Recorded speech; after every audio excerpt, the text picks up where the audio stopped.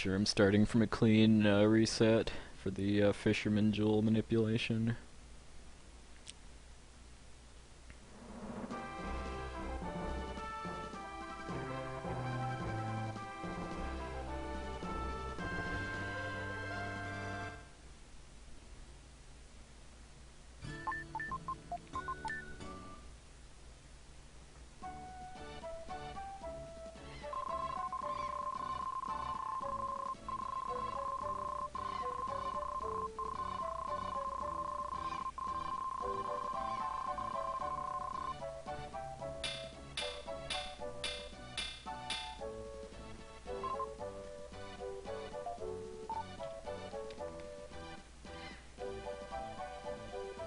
Thank you.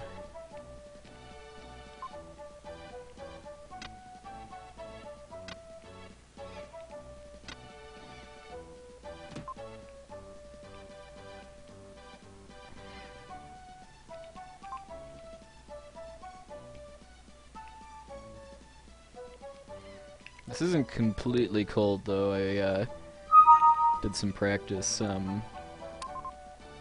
yesterday and today.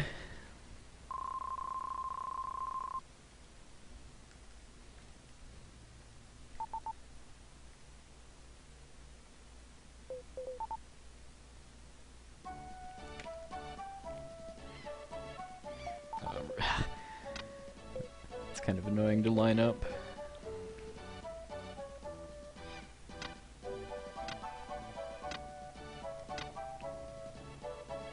Hey Nitrodon. I used to be good at this game too. Then I got into Final Fantasy.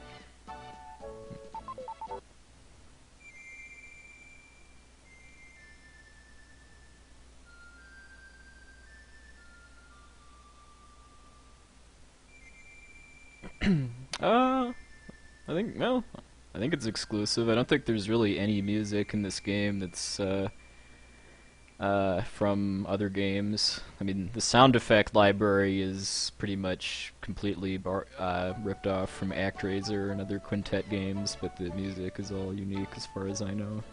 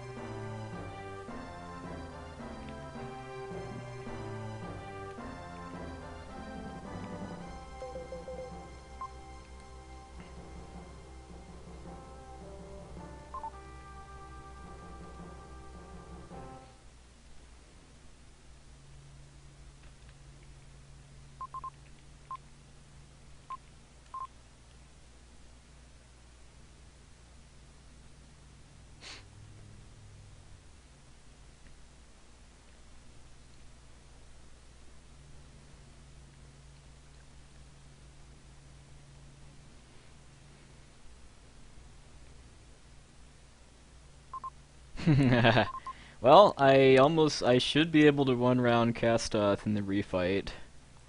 When I was practicing the other day, I was within like a few frames of one rounding the first fight, but that continues to elude me.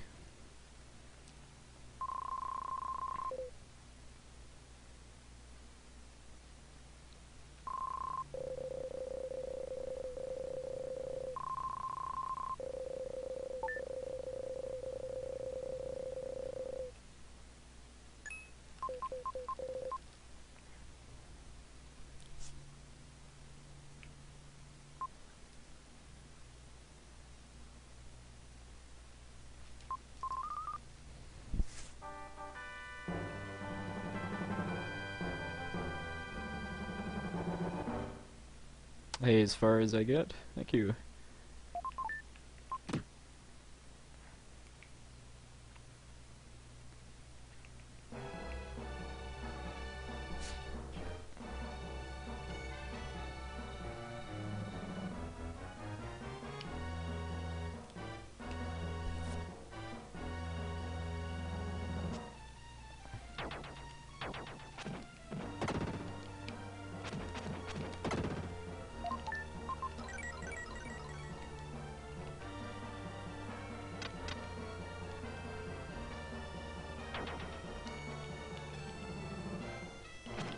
Ah, Troll Bat and Troll Lily.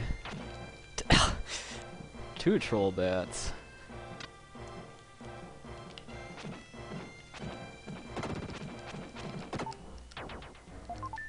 Thank you, Link Strife.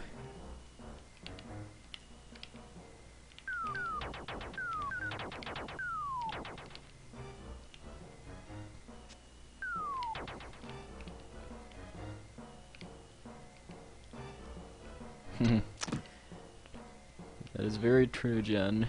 I think bats are technically mammals, but they do have wings, and in video games often behave the same way as birds, so that by default makes them jerks in my book. Just hoping for a health drop from the brown bat.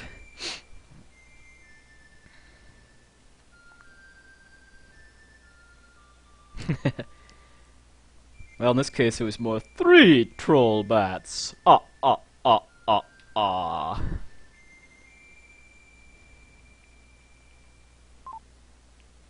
At least the third troll bat didn't stop me from getting past the spear drop. Hey, Vanderon.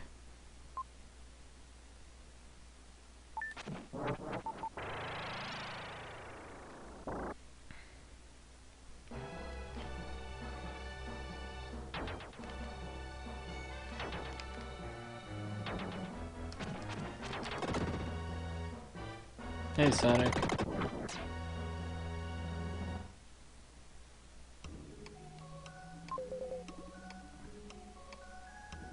I heard he got like an 813 or something.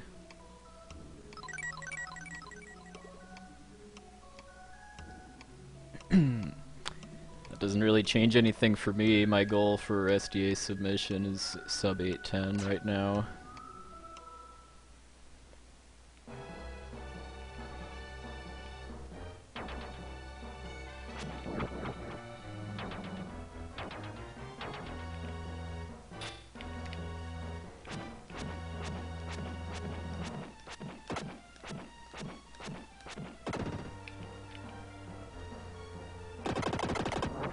One more chance for a health drop.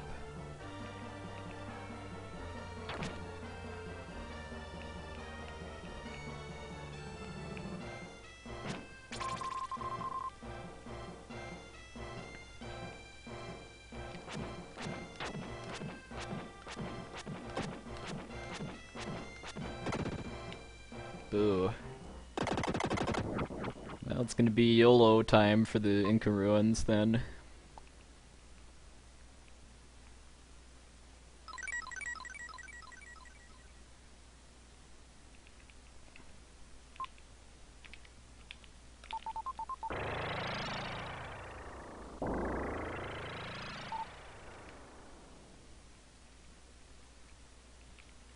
Hey, Oaksan. Yeah, it's been like almost 2 weeks or so since I've streamed last. It's due to a combination of just being busy and also a lot of my speedrun related stuff not being very streaming friendly, like translating FF5 RTAs and doing FF7 emulator practice. Bro Sencha! Whale bro fist bump in your general direction.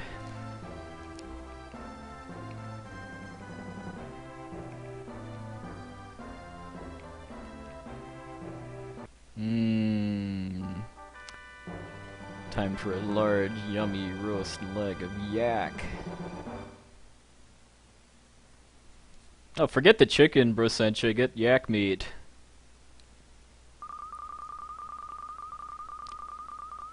Especially of the large roast yummy variety.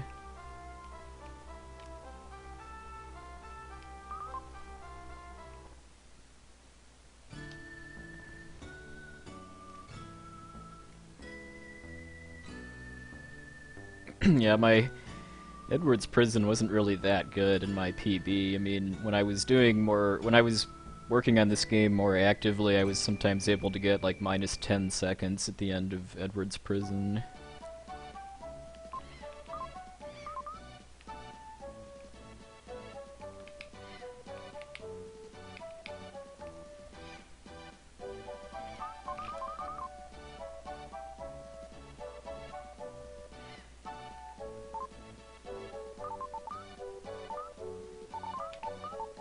Well, excuse me, princess.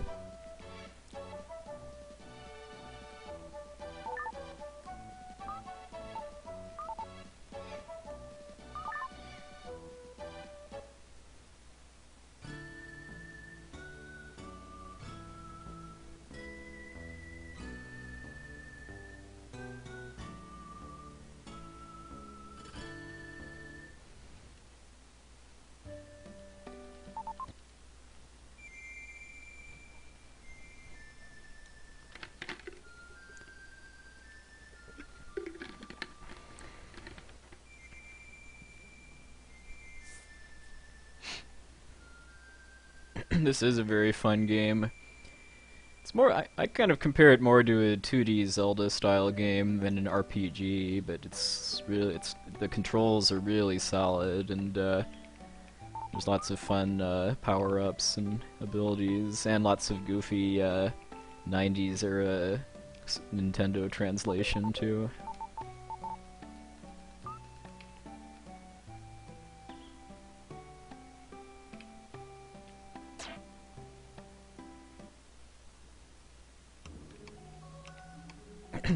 Yeah, I mean, you can call it an action RPG, although it's definitely more heavy on the action than the RPG part. Like, Soul Blazer and Terra Enigma, the other two games in the trilogy, like have actual experience points and levels and equipment and stuff. I mean, this game just has stats that gradually increase when you kill specific enemies. And then there's items, but nothing that you equip. Hey, Aaron.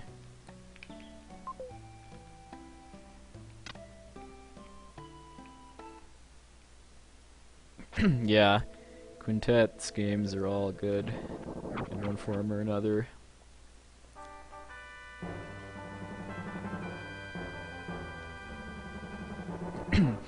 Kind of sad that they didn't make any games past the Super Nintendo era, but at the same time, if they did, I'm kind of worried that they wouldn't be as good. Kind of like Sunsoft with the NES.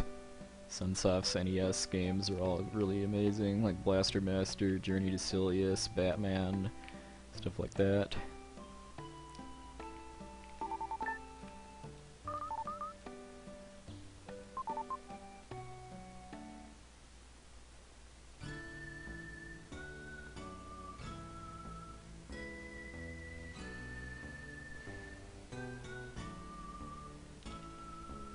Alright, in my PB I had 11 seconds left on the timer after the fight here, which I have still not really come that close to matching, but I've gotten better at not losing the fight at least.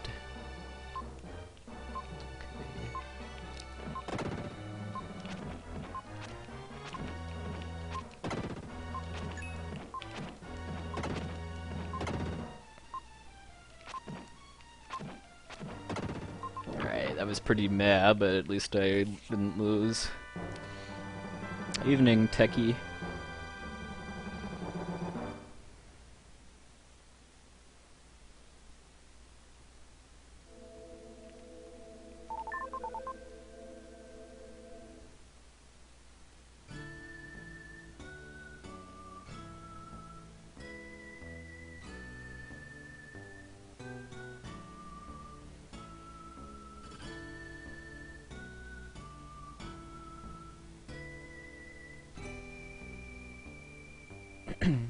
Another thing that makes it awesome about this game is that there are a lot of glitches that are useful for speedruns. Like almost every dungeon in the game, except for the pyramid, has at least one sequence break.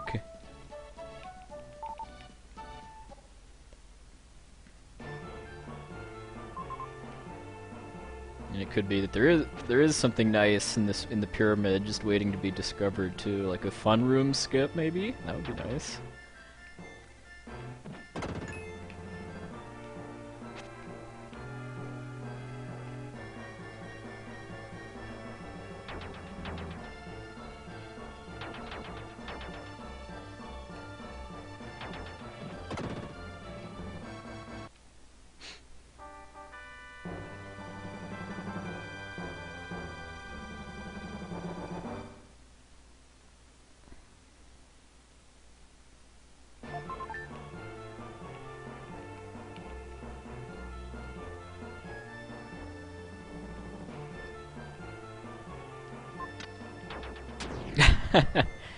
Thank you, Snacks.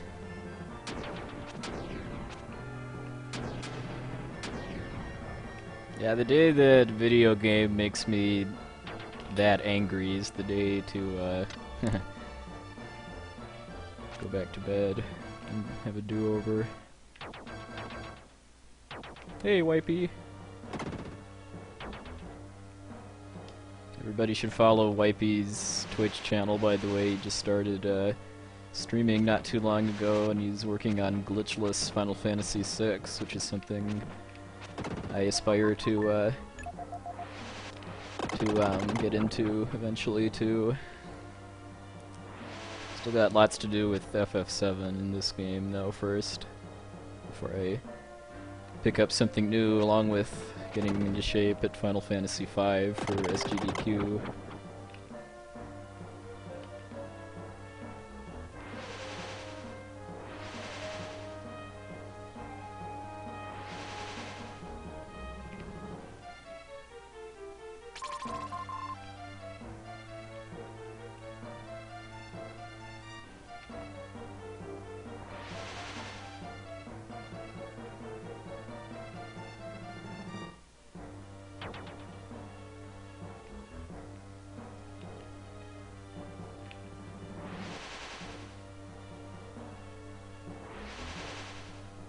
Yeah, I don't think I was low enough. Yeah, I think those slimes do 2 points of damage if you touch them.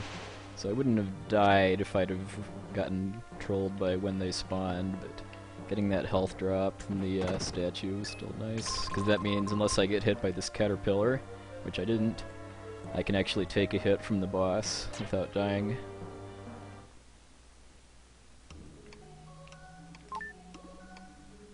That's odd. I mean, the Twitch email notifications have been kind of wonky lately. Like, I had to re-register my email address with Twitch in order to start actually getting email notices again.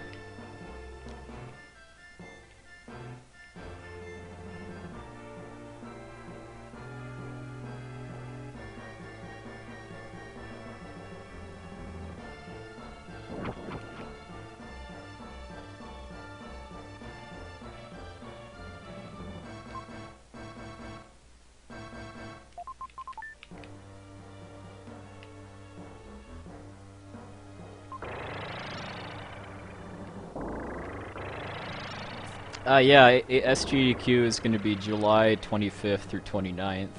There isn't actually a schedule published yet, but I'm going to be playing FF5, and it's probably going to be a late night game, at least by United States time zones.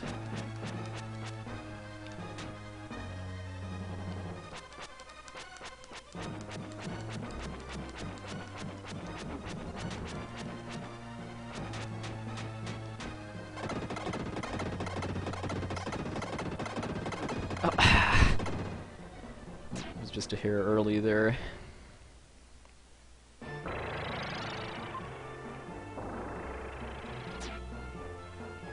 If I die again, I think I'm just gonna start over, because my beginning wasn't really that hot.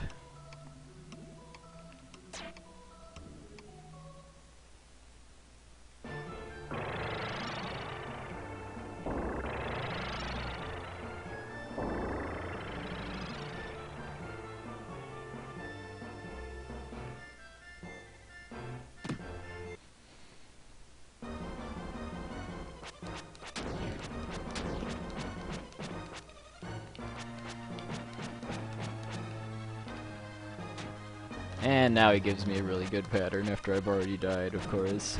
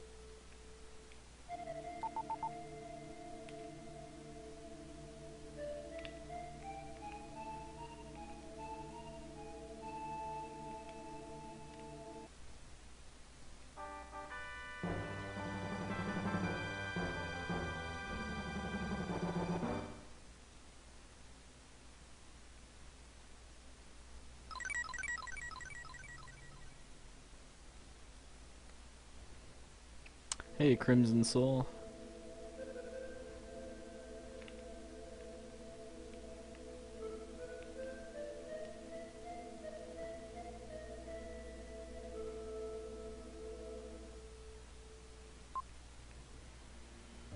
Thank you, Akusushi and FX.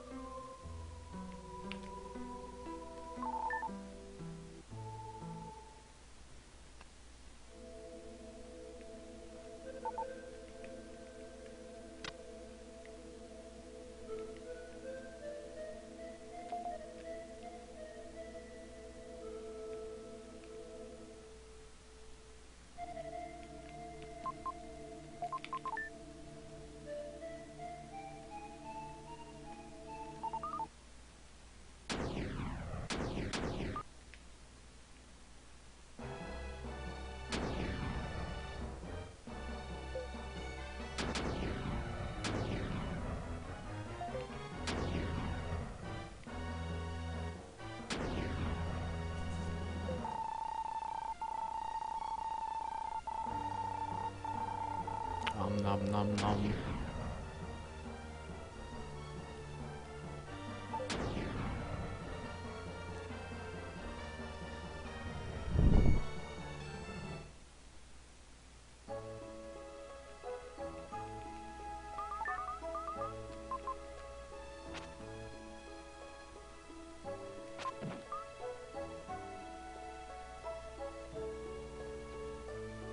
Hey, Red.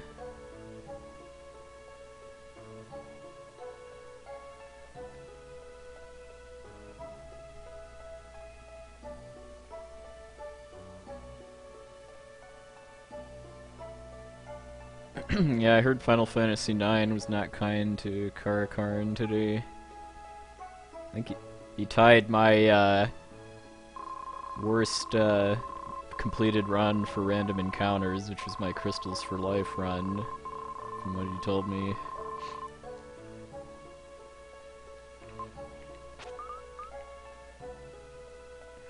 Yeah, yeah, 80 was how many I got at Crystals for Life. That was my worst to date in a completed run. It's not the record, though. I think Crystal Beauty still has the record at 99.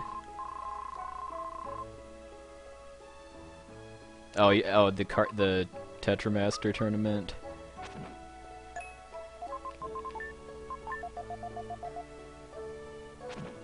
Yeah, I predict losing many a run to that once I get back into FF9 sometime later this year. Okay, that blackjack. Also, hey, Clage. Okay. Didn't get the white fish glitch. If I hit a fish right as that text box appears, then the fish is just white as the cutscene fades out, which is kind of neat.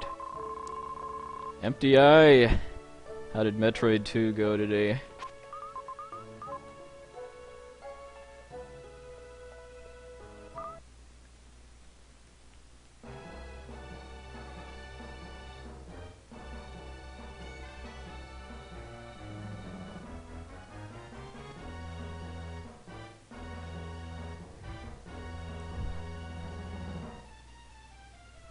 Nice. How does that compare to your PB?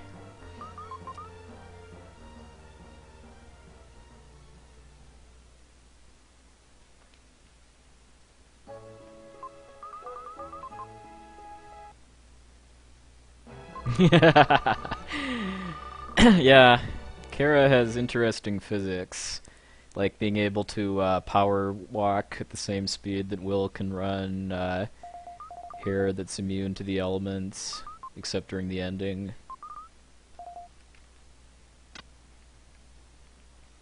Flame retardant dress, too.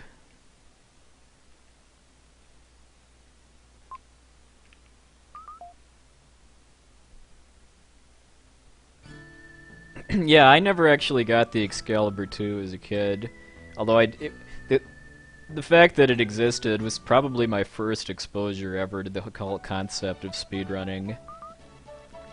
Just because it blew my mind to find out that it was basically possible to beat FF9 in under 12 hours.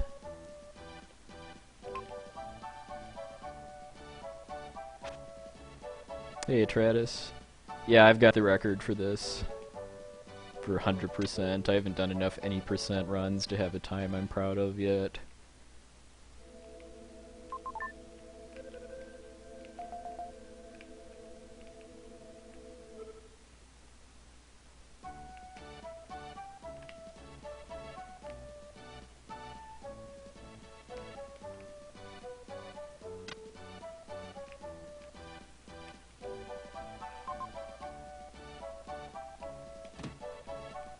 Yeah, I know that Super Metroid was one of the first games that had any kind of speedrun scene at all, just because of there actually being a results screen.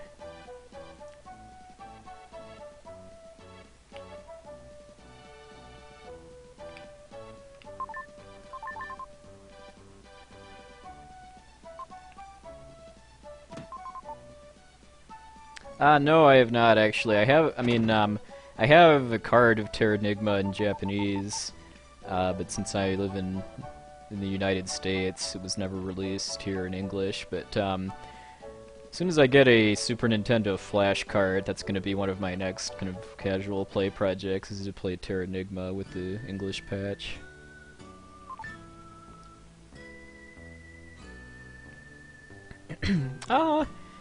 I prefer RPGs just because they're my favorite games to play. I mean, the point of speedrunning is to have fun, in my opinion, and to challenge yourself at new ways in your favorite games, basically. I also just kind of like the concept of speedrunning RPGs, which is basically kind of like a low-level challenge run with the added incentive of having to do things fast too. So you can't just do infinite item farming. A decent flash cart would probably be like somewhere between 100 and 150. Maybe less, depending, because like the power pack is probably the best,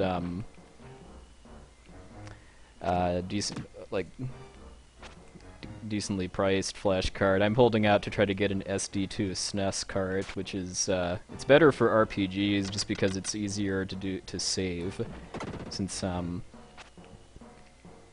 the cart just handles SRAM stuff by itself without you needing to create your own save files using your computer, which is kind of an annoying thing about the power pack. Hey, Electrochock.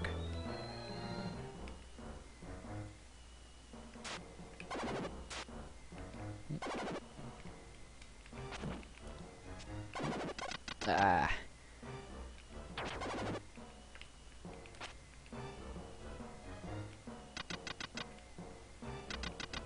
That's a trick you'll see a couple times that I call the ramp boost.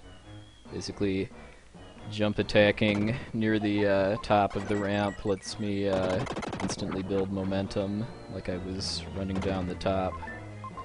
So I can do that for a couple minor sequence breaks.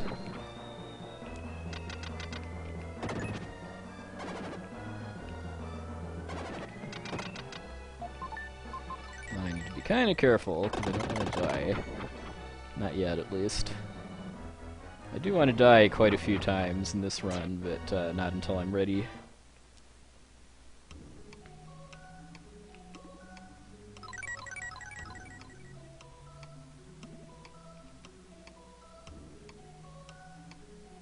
Yeah, I'm actually borrowing a power pack card from Carcinogen for SGDQ, because it doesn't sound like... because there's a part shortage for SD2 SNES flash cards right now, and there's no real end in sight, so... Kark offered to loan me his power pack cards, so I could get started sooner. I mean, I've already started working on it on emulator, but really want to start practicing on console sooner rather than later.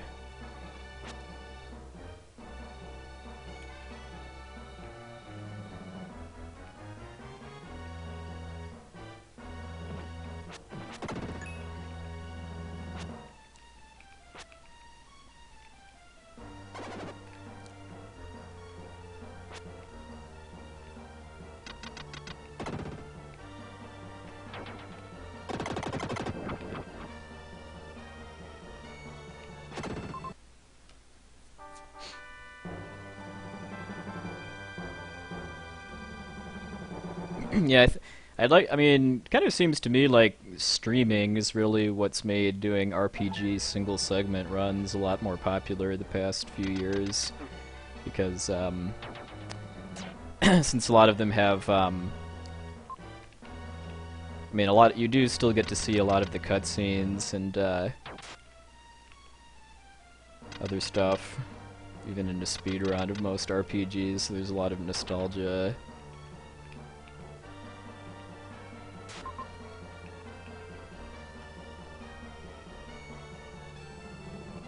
Oh, that's cool. Yeah, it'd be nice to have some Bloodlines action at AGDQ. Yeah, that's a route change I recently made, just because I did some testing, and it was about, I mean, just comparing a test run to my PB recording, it was about 13 seconds faster to death warp there, and it lets me be more aggressive in like the rescuing the trap miner section and stuff, since I don't have to worry about keeping enough health to make it back out.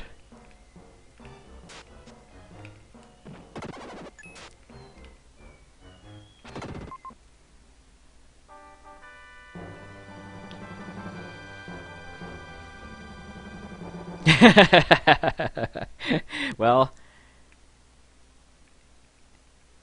my vote is for the former.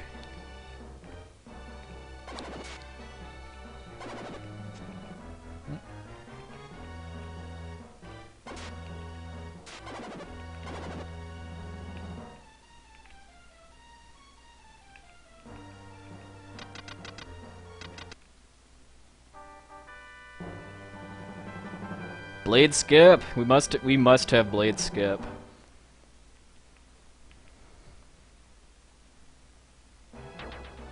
after you do it too, maybe we should have a like a screenshot already prepared of what the hitbox for that blade really looks like, just to blow people's minds.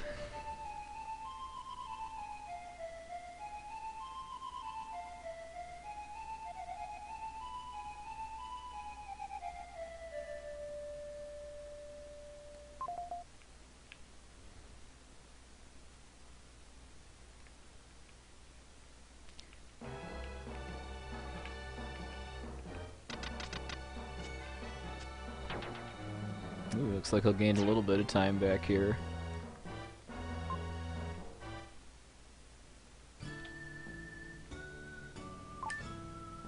It's gonna be kind of hard to come back from that death to Castoth, but it's not impossible.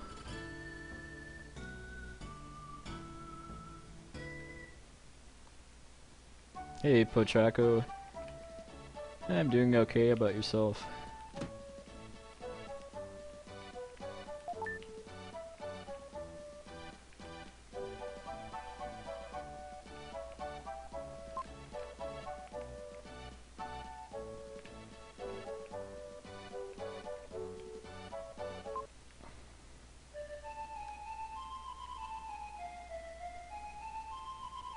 Oh, Melbourne, Australia is where Israeli RD, one of our SDA admins, lives, I believe. All the Australian speedrunners I know are either in Melbourne or Sydney. Yeah, vampires are ways off, about 25 minutes or so. I mean, well, you can tell by the timer. Got the Sky Garden and Moo to go.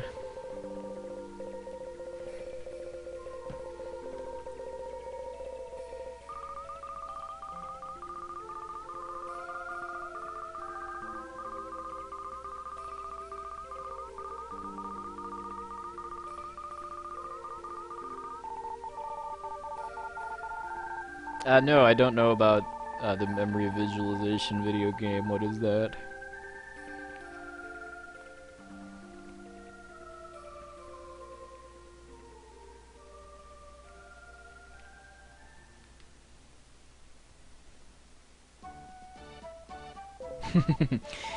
Yeah, I mean, I never really had trouble with the vampires as a kid, but that's because I've always fought them as Freedan, which, since I've started streaming this game, I guess there were a lot of people that didn't know that you could get Freedan for the vampires.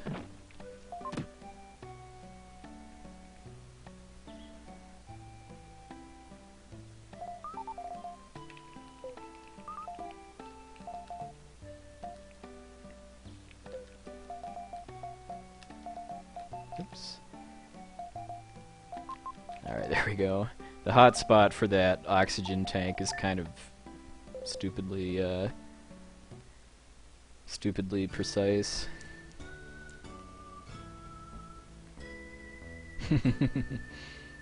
Well, they're gonna be triple dead by the end of this run, assuming I finish.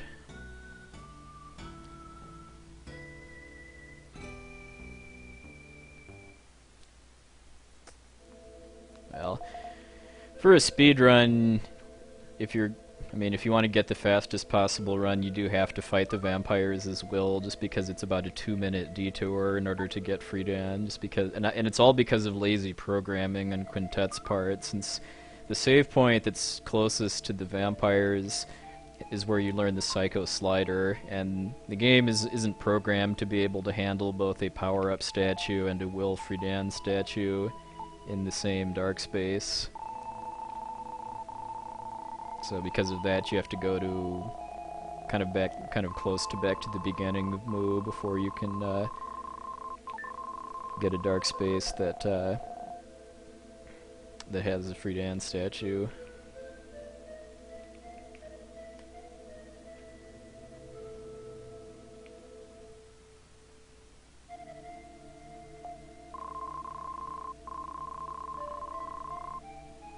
Alright, I'm hoping I can gain some time on this split too, because Sky Garden was probably the worst executed dungeon in my PB. when I was doing some practice with a few route changes the other day, I was getting about 20 to 25 seconds in the green at the end on average, as long as I didn't die or mess up really badly, which is always a distinct possibility when you've got these troll golems with their random firing patterns.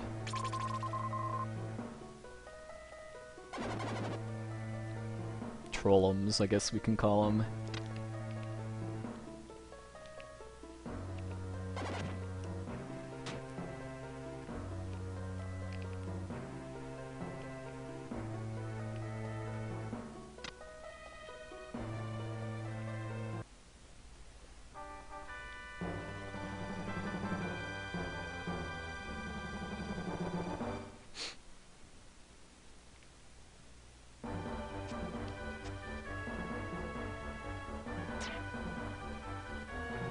These deaths I'm doing are all intentional in order to avoid backtracking if it wasn't obvious.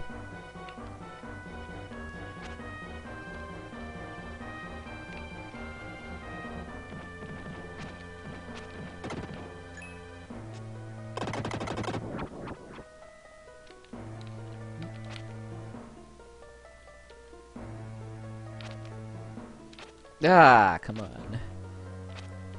That was pathetic. Just going too early.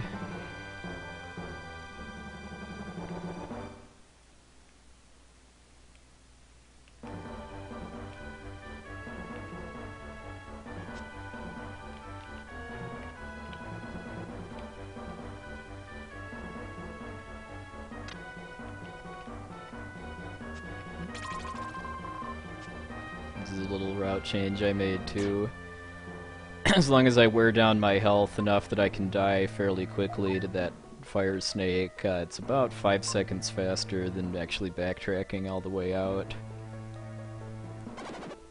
Alright, now this is where it gets a little harder. Because I can't death warp out of this area, because I need Freedan for the final area. And the area around the crystal is pretty hard.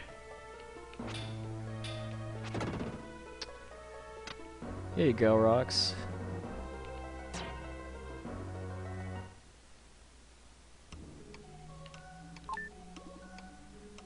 Yeah, and the ending is one of the... I mean, as much as I love this game, the ending is really bad in this game. At least just for how long it is. There's very little that happens.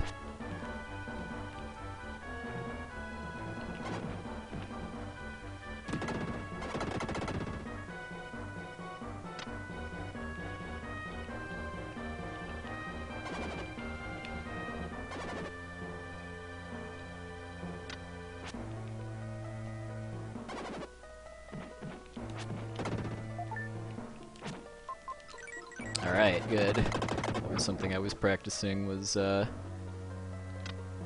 actually iframe dashing through those caterpillars if they give me a bad pattern.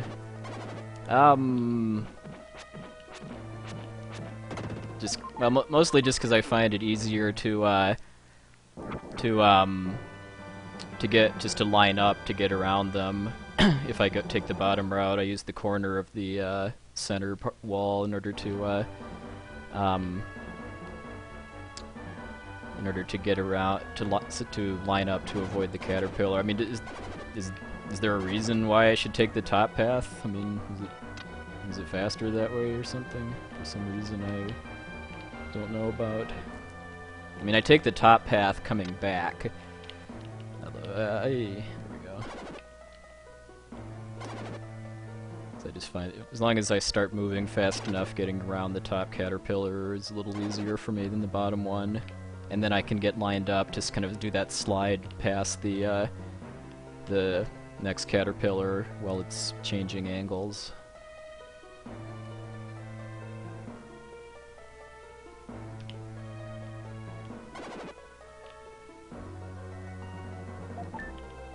Alright, that was actually a really good southeast section, so let's take it home now.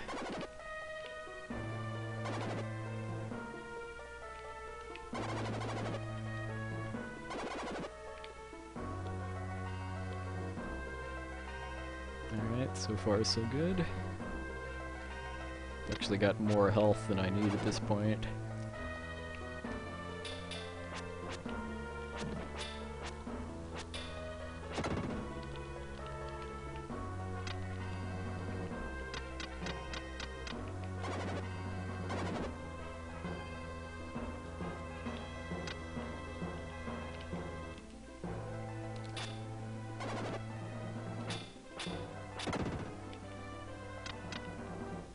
It is actually possible to walk around that that suit of armor without actually moving it, but yeah, it's pixel perfect, and if you mess up, you fall off, and that would basically be a reset then, because it'd be like minutes to get back up there.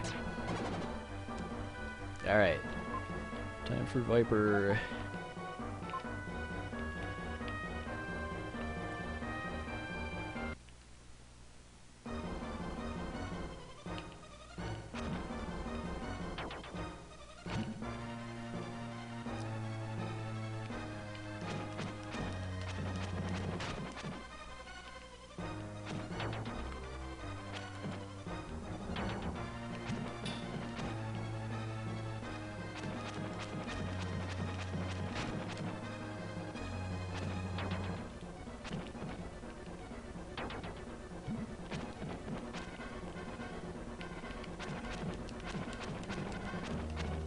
Alright, yeah, I'll hit it then.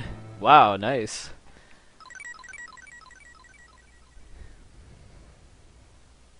Told you my Sky Garden wasn't that good in my PB. Because, I'm trying to think of what happened. In the northwest section, when I was doing the first ramp jump, I messed it up and didn't have enough momentum, so I had to walk back and run off the ramp again, and my Viper fight also wasn't very good. I know I think he got into a fourth cycle. Because if you fight Viper as Will, a pretty good kill would be midway through the third cycle. Thanks for watching, Cephalopadre. Yeah, an IOG race would be fun. Abda Jr.'s expressed interest in learning to run it too, as is FF Gamer. Maybe DJ Tifa Heart someday too.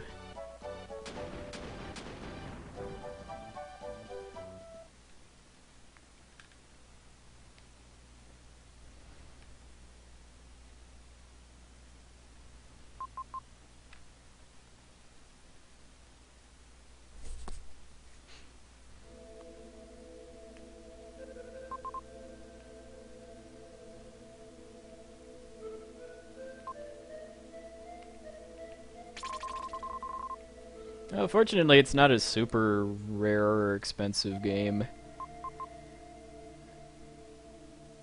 Emulator works just for racing too.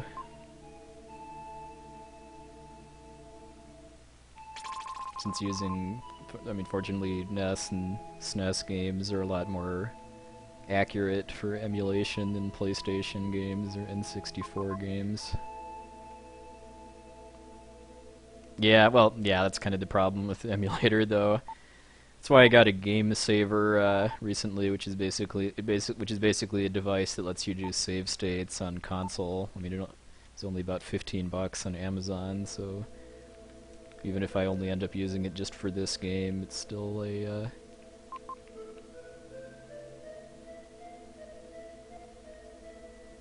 worthy investment.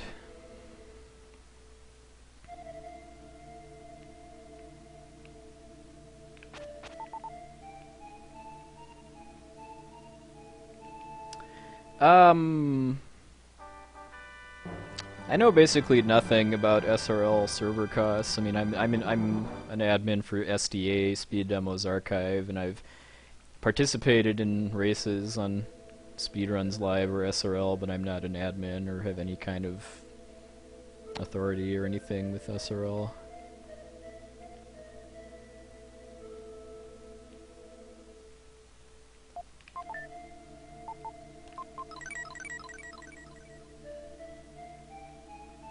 Hey, Andy Pro. 35 dot. I've gotten a couple PS1 memory cards on eBay for like $10 or less, and I've got a ton of them from back in the day too. Because I used to work at Radio Shack when I was in college, and every time my store got PS1 memory cards, I'd buy them out on my employee discount. So I've got like probably at least 10 or 12 PS1 memory cards here.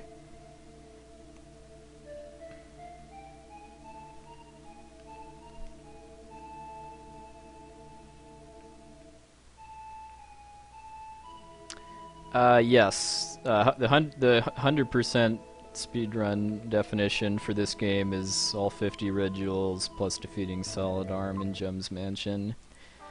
That basically makes you do pretty much everything in the game except for getting the herbs and a couple of stat boosts, like waiting in line in Euro. This way.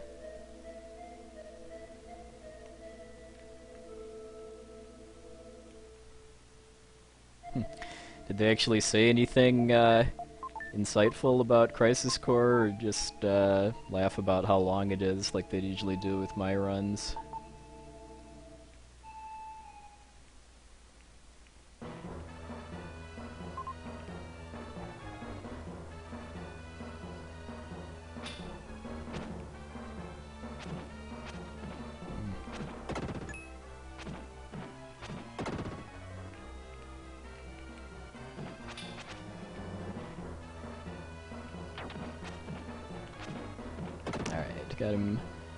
Got him before he went to sleep again, at least.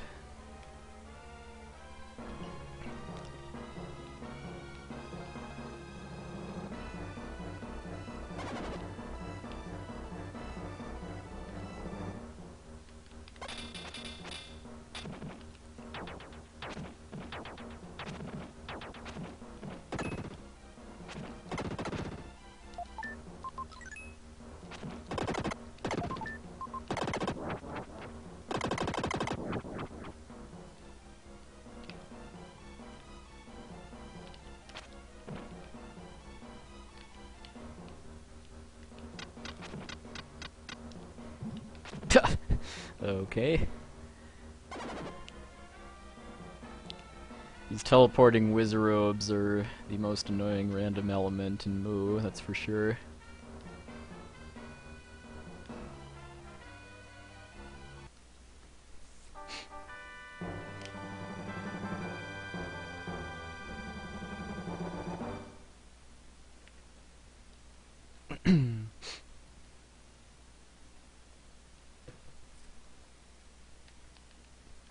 Well, yeah, I mean, I need 3 inventory spots to hold the 2 Rama statues plus the red jewel, so I should be good to go now.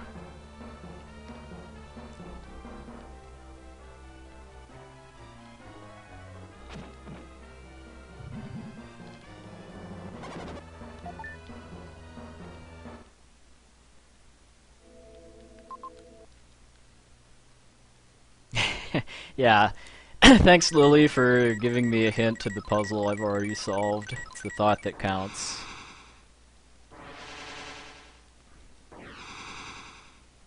It's kind of the, I guess maybe it's the NPC equivalent of a belated birthday card.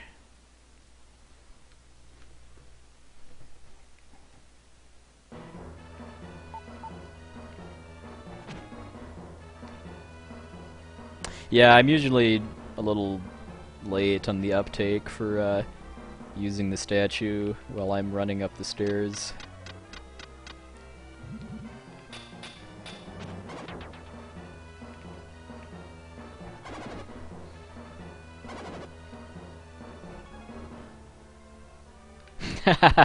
Thank you, Lens of Truth.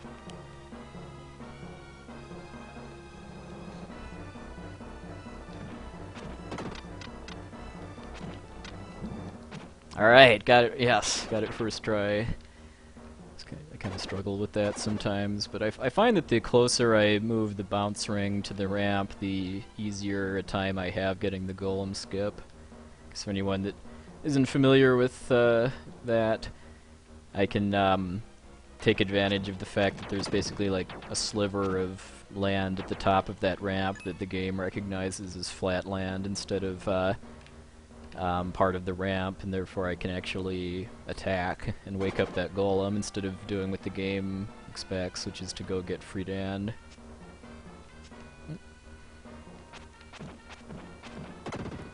And use the Dark Friar to wake it up.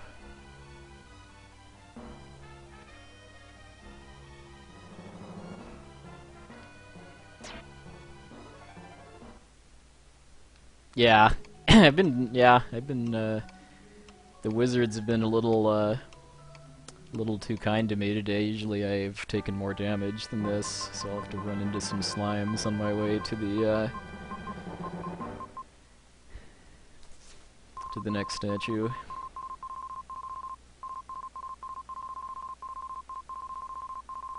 Yeah, I've heard several different ways to pronounce the knight's name. I mean, my philosophy has always been that names of fictional characters and places in video games that don't have voice acting are fair game, as long as the pronunciation follows some form of linguistic logic.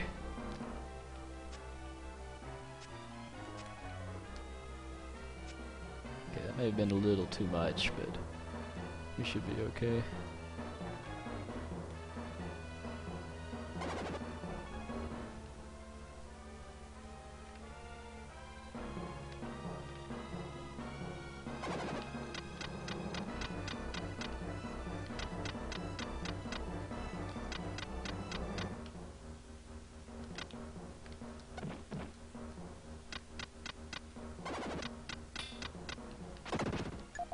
Haha. Thank you, Mr. Wizard. It's the thought that counts. Yeah, please keep it clean, people. This is a no-smoking stream.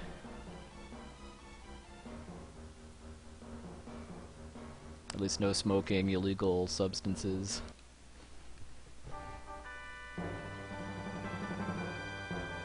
Or if you do choose to smoke illegal substances, please do not share.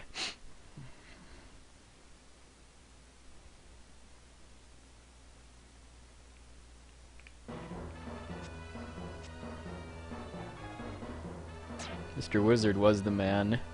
I watched his show quite a bit as a kid.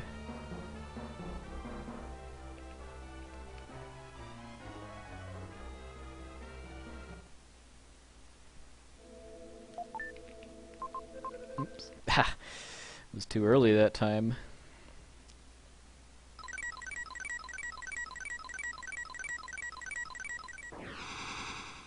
Yeah, that death was on purpose in order to save probably a couple of minutes of backtracking back to the beginning of Mu, which is because the second room of hope is conveniently located right next to the beginning, so if I die right after getting the statue, that saves me a lot of backtracking.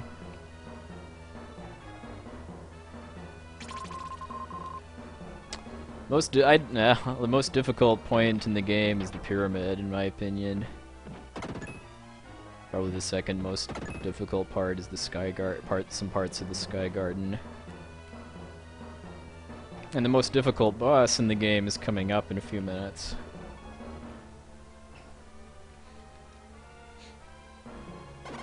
Well, I mean, yeah.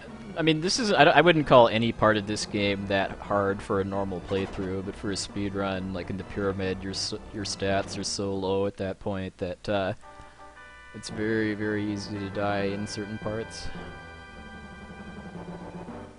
One mechanic about this game that makes it possible to speedrun without any grinding is that every time you beat a boss, all of your stats get caught up to if you'd have actually killed all the regular enemies before that. So because I killed Viper in the Sky Garden, my stats are as if I'd have killed every regular enemy up through the end of the Sky Garden, so I'm not really that underleveled for the vampires compared to pretty much every other boss in the game.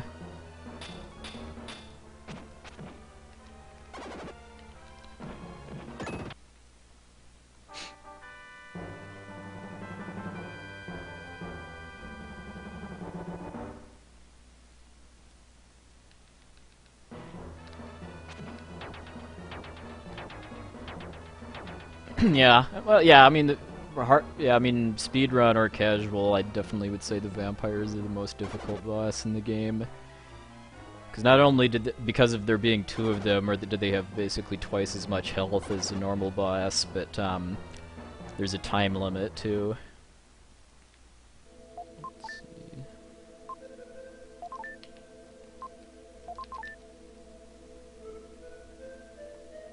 Illusion of Time is the same game. That's just what it was called when it was released in Europe for some reason.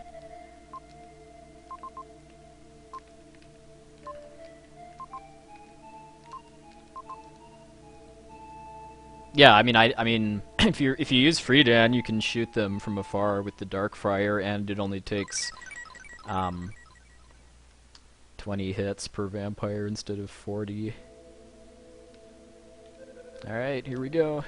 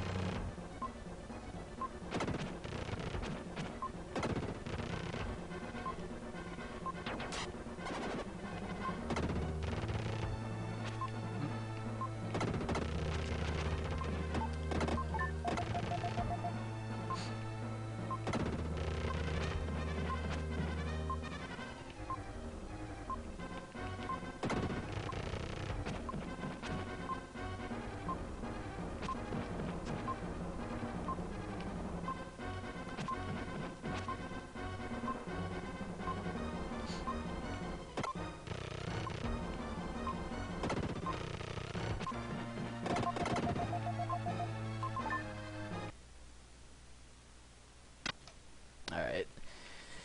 I hit the split a little later than I did in my PB, because I think in my PB I hit it right when I killed the second vampire, and from now on I'm going to hit it after I hear the tick of the bomb defusing. Just because then I don't have to, I'm not going to stop while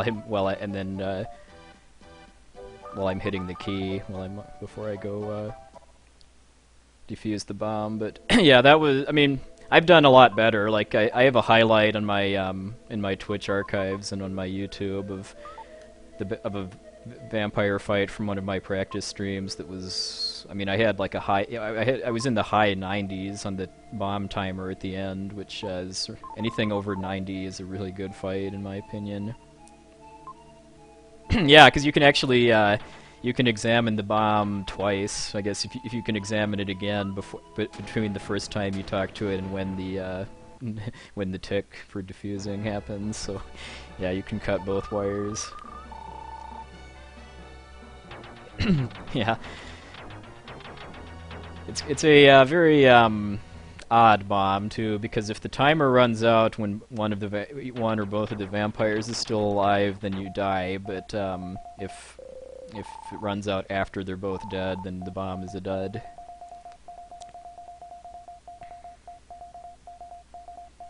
RNG is a pretty somewhat decent factor in every boss in the game, basically.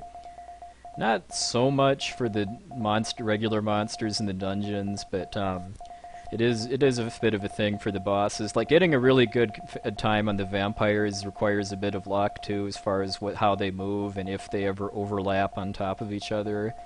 Because like in my in my highlight fight, they overlapped at one point, and also I was like, it worked out too that while they were moving into position to do their combo attack, I was still able to hit one of them too while they were moving. And yeah, like Nitrodon saying, there's a lot of mistranslations in this game. Like when I did a casual run of the Japanese version sometime last year, and Mike Uyama, who speaks Japanese, was translating some of it, and Will is much less of a jerk in the Japanese or Timu, as his name is in the Japanese version, is much less of a jerk than in the English version.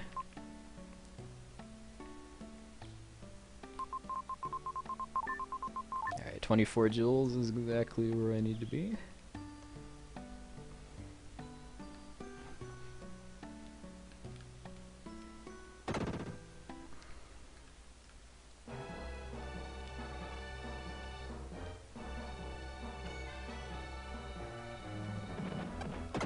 This is also where the speedrun route for at 100% starts to deviate a little from any percent, because I've now got some slightly higher stats from red jewels.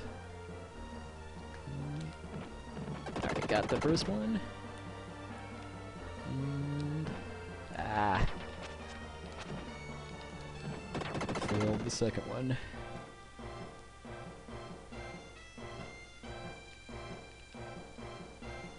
Clearly I need some more practice at because what I was trying to do there was line up that slide kick so that it hit the lizard head thing twice and killed it. Alright, because I got hit pretty badly there, I'm gonna get a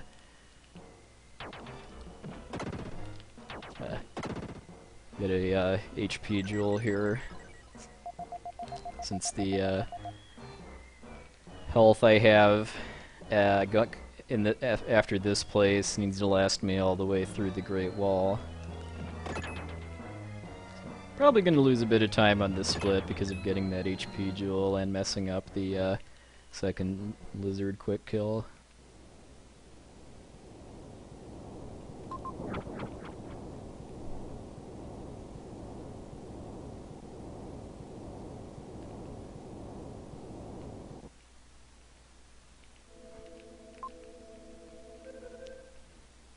Yeah, and about the jewels being missable, I kind of like to think that Quintet knew from the get-go that they were going to have a complete walkthrough for the game bundled with the manual, as far as why they made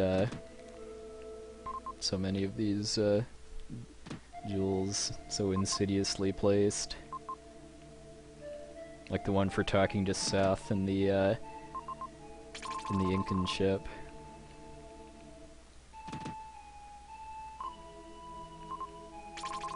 This is kind of a nasty one here too, because if you leave the room after solving the puzzle, then you can't get back in, and you just lost out on getting the true ending.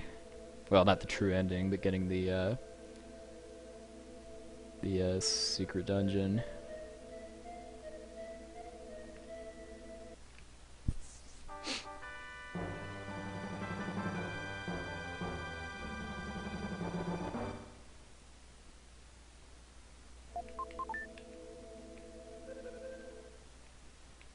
Yeah, so once you get past Angel Village, you can now backtrack to any location you go to, with the exception of the beginning of the Tower of Babel, which is where the last missable jewel is.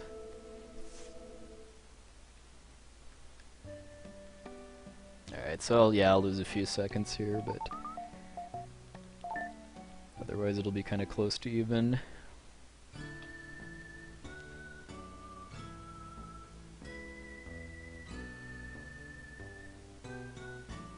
Yeah, for dungeons that don't have bosses, I hit the split as soon as I hear the overworld music start.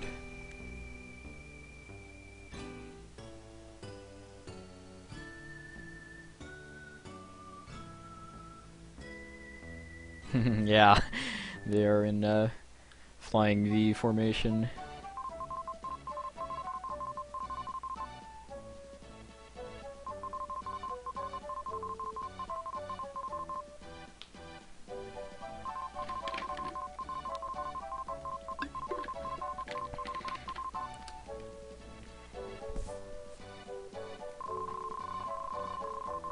Aw, lovable young fisherman.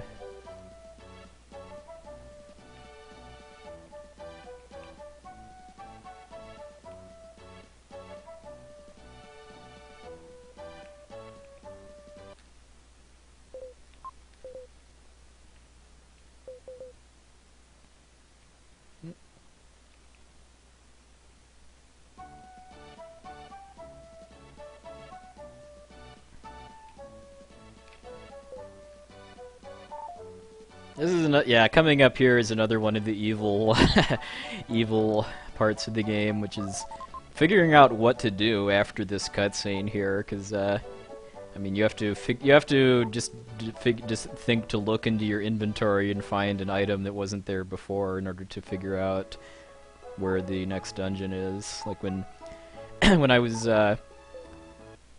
helping Mike Uyama play this game for the first time last year, I let him try to figure it out himself for like 5 minutes or so before he just finally gave up and had me tell him what to do.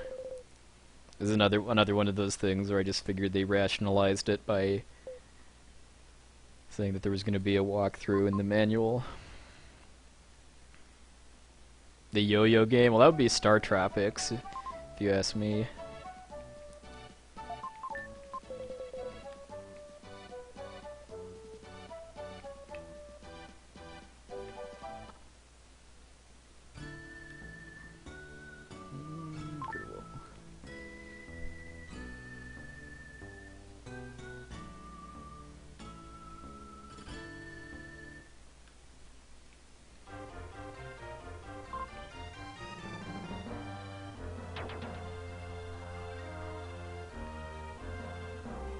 Let's see how my short kicks are today. That's what I refer to sliding into one of these archers in a close enough so that I only hit them once instead of twice. Because if I hit them twice, then that means I have to do it again to get through them. Okay, there's one. Oops, and that was too late. Okay, and that was a failed short kick there.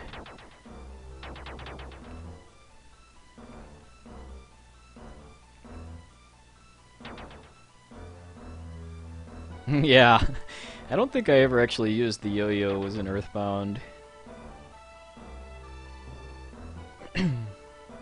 Yeah, I'm definitely hoping that once Earthbound is released for the Wii U, that'll make carts less expensive. This one I don't want a short kick because then it makes it easier to get back out if he's a little farther away.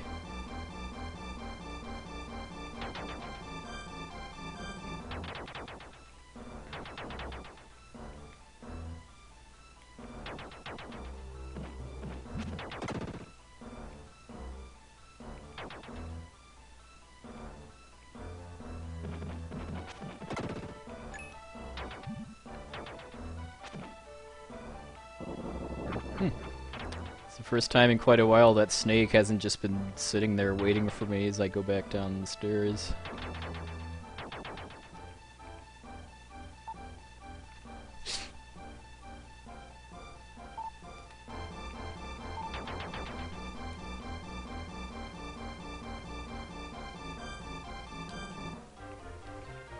Alright. A little sequence break here by getting into this area before I'm supposed to. The payoff in the end is that I get to skip an entire section of the Great Wall.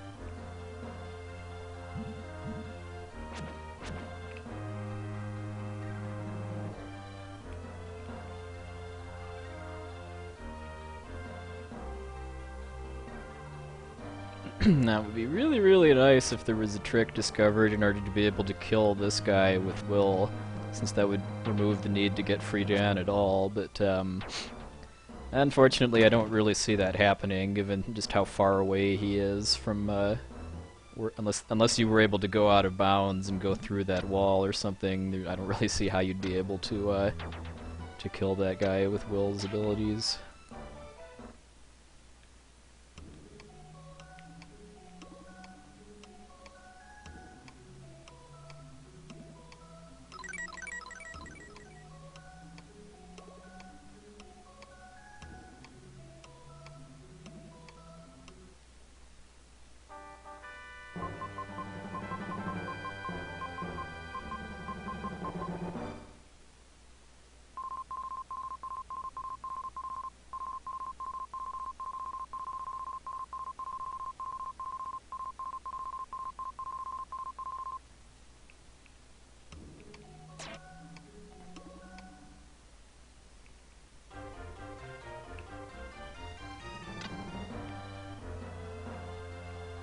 Yoom. Going up.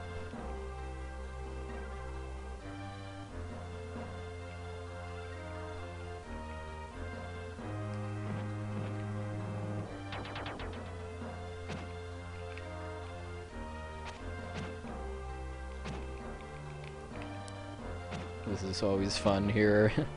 This is actually a lot easier to do with Will, at least for me, than it is with Friedan. Just because of how the hitbox works for the flute versus the sword. Alright, Trollfanger time.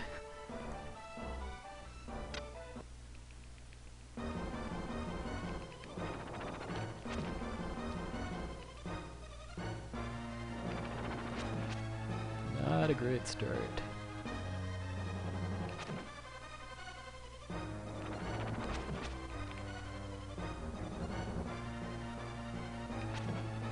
This is probably the easiest boss in the game, but it's also the most random as far as how what it does affects how long it takes to kill.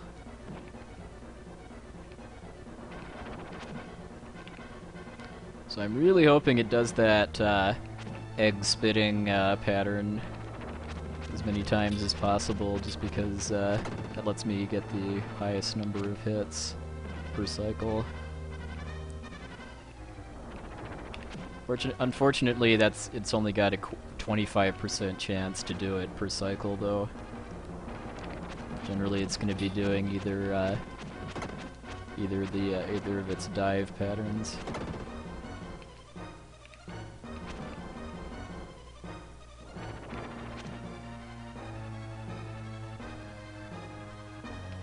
Yep.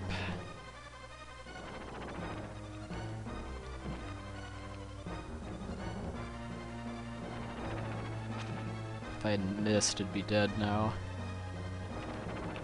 Alright. Yeah, I actually had pretty good luck on Sandfanger, aka Trollfanger, in my PB.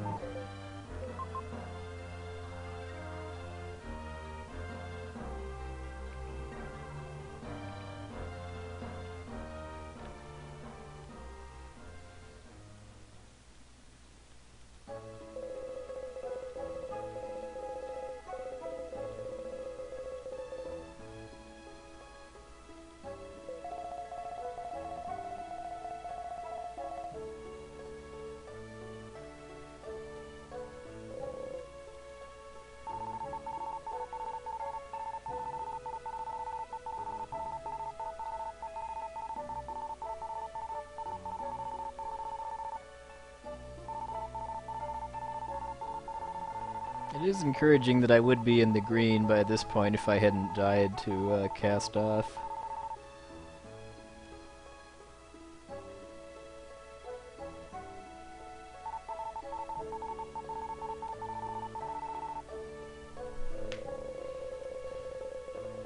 You know what that feels like? Maybe 500,000 summer days. I wouldn't quite go for the full Monty.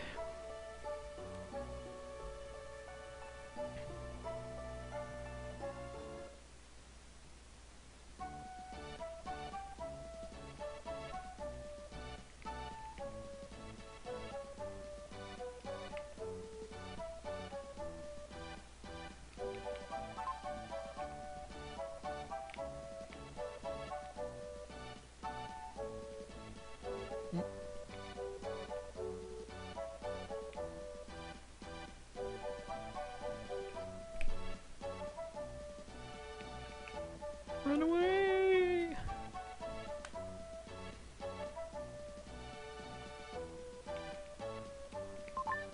Yeah, she's kind of, yeah, like a fairy girl or something.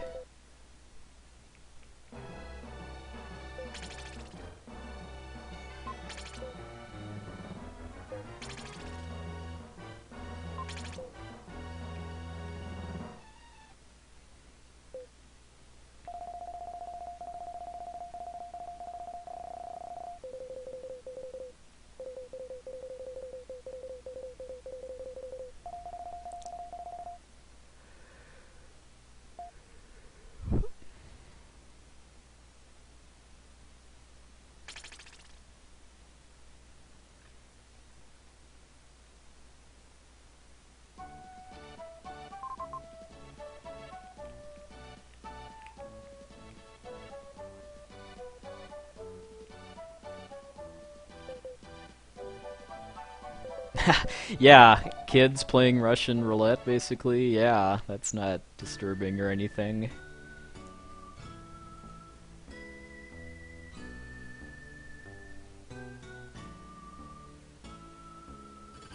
Yeah, I killed a man to take his kangaroos, basically.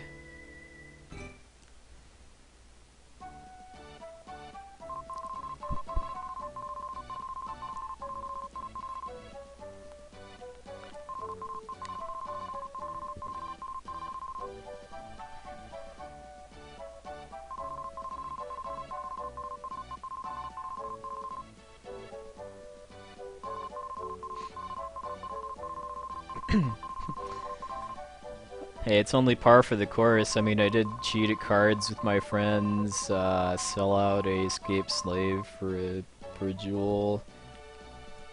It's gonna all culminate in taking on Solid Arm for the to take over the I'm sorry, laborer trade.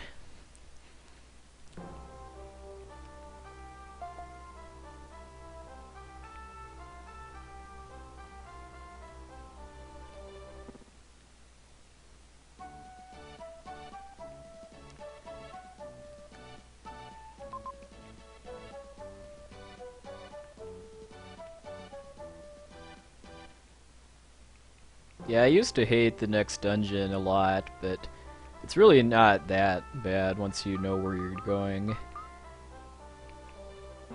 Let's see, I did give her the apple. Just wanted to make sure.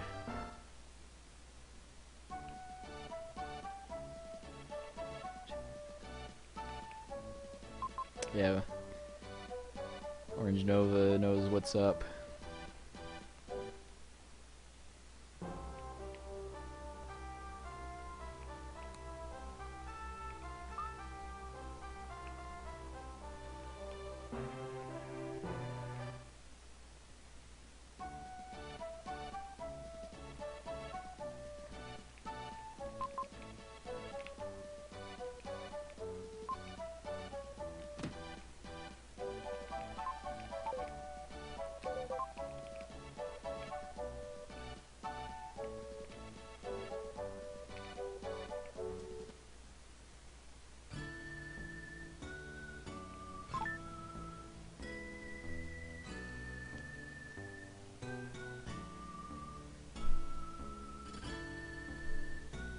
This is another one of the insidiously placed jewels.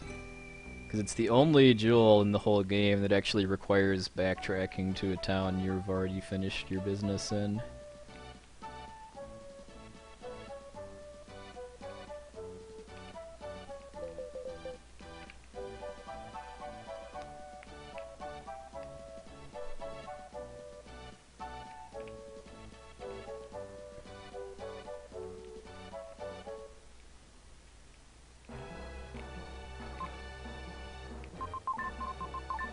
Alright, 32 is where I need to be, and I now have the Dark Friar upgrade, although I'm not actually going to use it until Angkor Wat.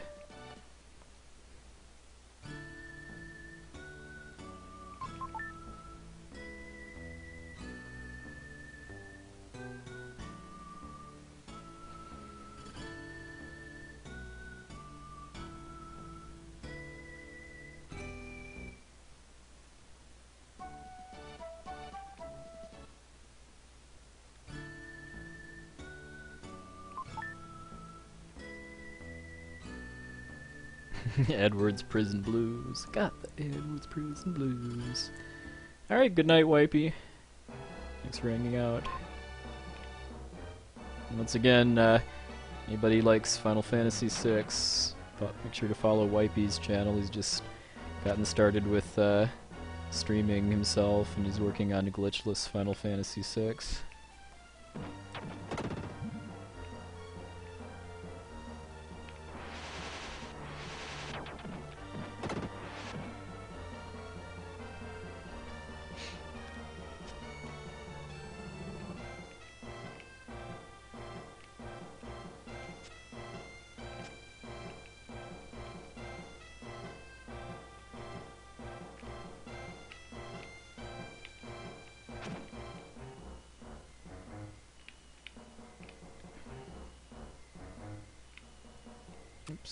Keep wanting to do that.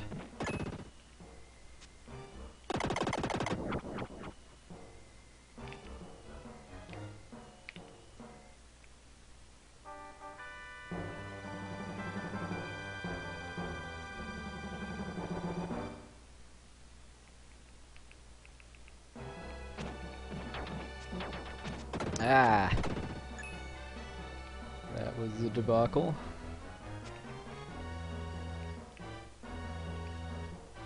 But yeah, as you may notice by how little damage I'm taking from getting hit, this is not a very dangerous area. The main danger is just getting lost.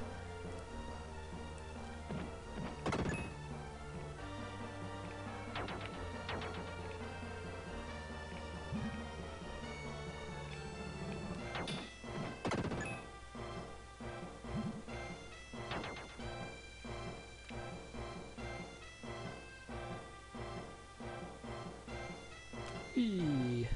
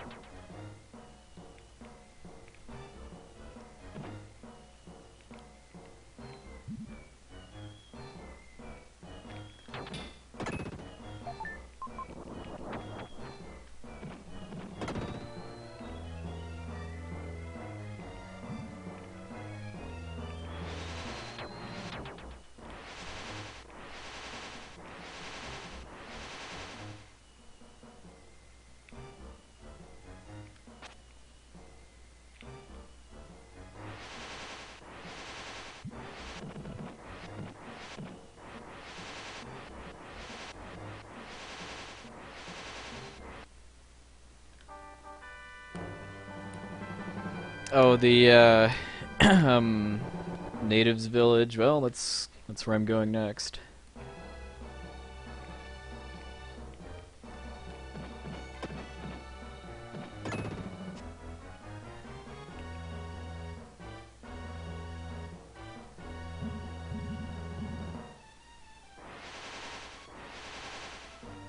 I was expecting to get hit at least once by those yellow skulls, because I do need to wear down my health a little bit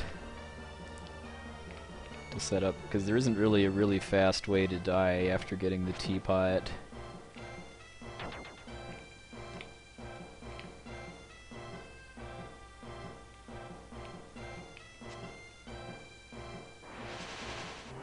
I think that pretty much the only enemies here that do more than 1 damage are those fire fairies.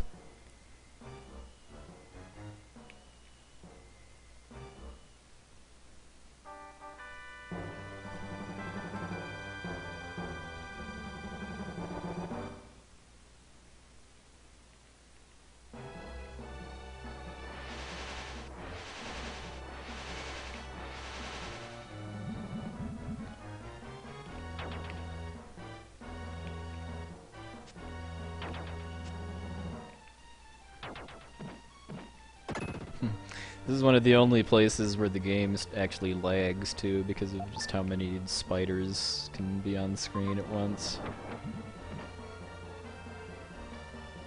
Yeah, if you didn't have the manual that had the walkthrough, there's a fair number of places where it's pretty not really, the game really doesn't help you that much as far as figuring out what to do next to advance the story.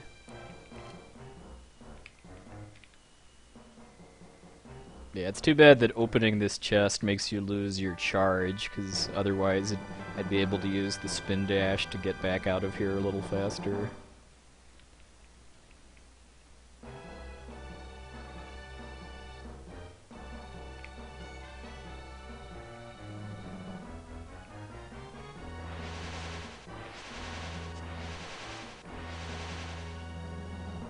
Ooh, looks like I'm gonna gain a little time here.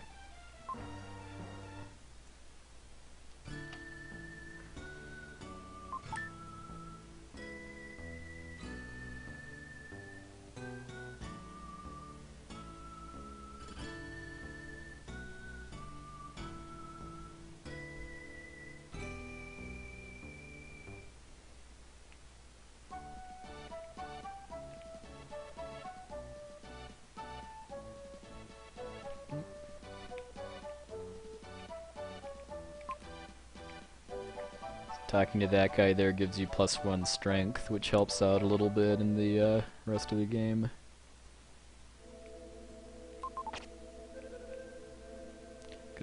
Your strength stat doesn't actually affect bosses, but there are a couple non-boss enemies that I have to kill to get through the rest of the dungeons.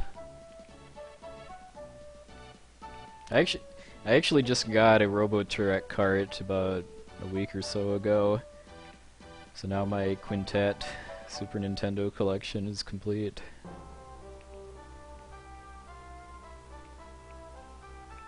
Yeah.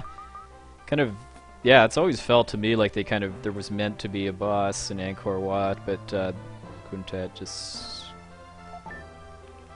had, I don't know, had to rush the development of the game or something and left it out. Yeah, having fighting the Jackal would have been kind of cool too, because the Jackal is pretty disappointing if you ask me. I mean, you get clues throughout the game that he's stalking you, but then he doesn't actually really do anything until the very end. And he doesn't even really do that much.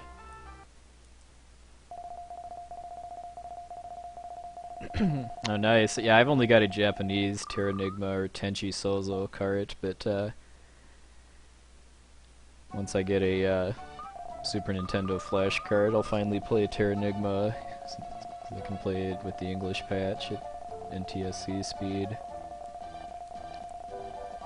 I mean, obviously I could emulate too, but I don't really like playing games casually on emulator anymore. It's just not the same as actually holding a controller and playing on a TV.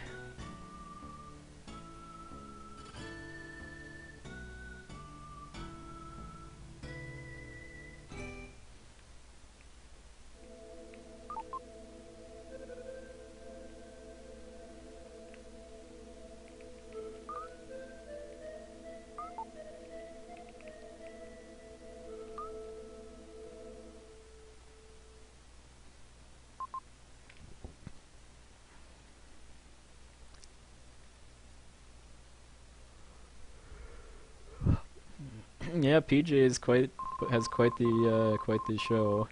I mean, if he can make an awful game like Draken actually fun to watch, that definitely speaks highly of his entertainment abilities. Because of all the games I've seen him play, that's the only one that I only think is entertaining because it's PJ playing it. I mean, even Lagoon is funny because of it being Lagoon, but Draken is just boring as heck otherwise.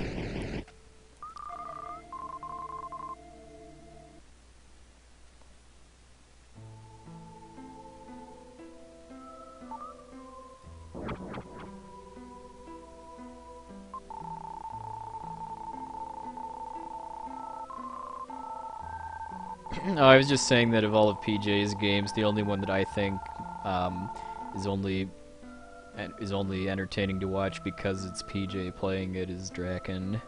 I mean, even Lagoon, I think, has its own charm.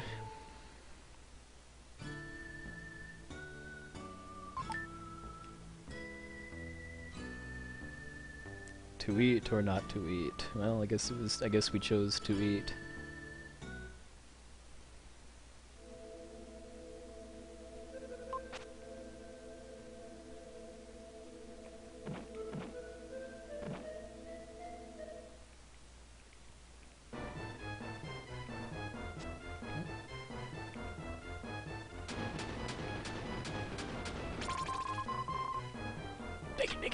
Bacon.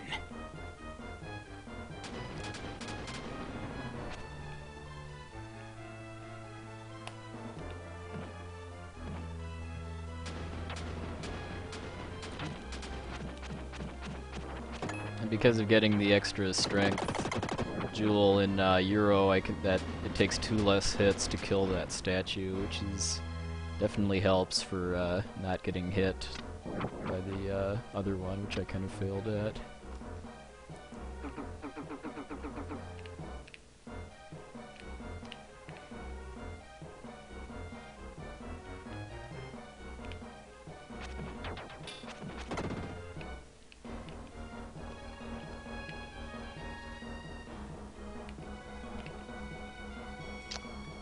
Bugs! Yeah, they're like scorpions or just various types of things that you would not normally want to be standing on a floor filled with.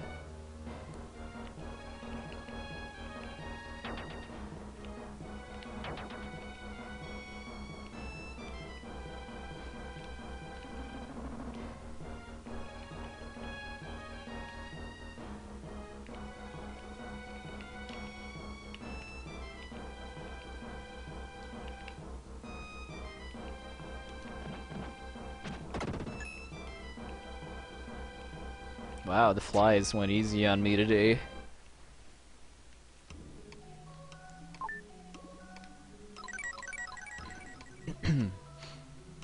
Well, not yeah. I mean, PJ plays quintet games, which are all good. I'm not the biggest fan of Super Ghouls and Ghosts, but I can recognize that that's a good game. Getting that strength jewel also lets me kill those bush roots in one hit each, too, which saves a bit on lag.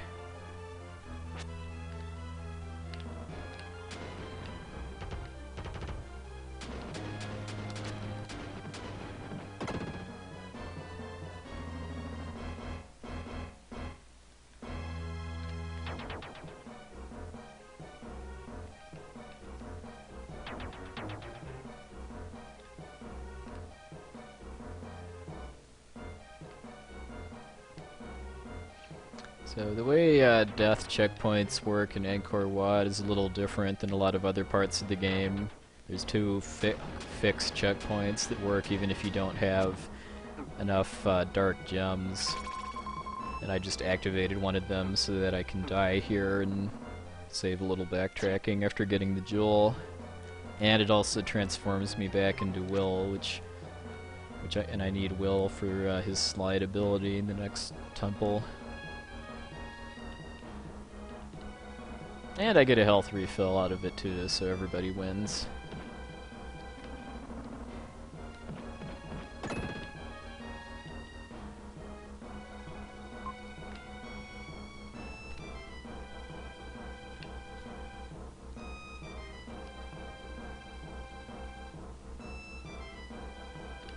I don't need no sunglasses.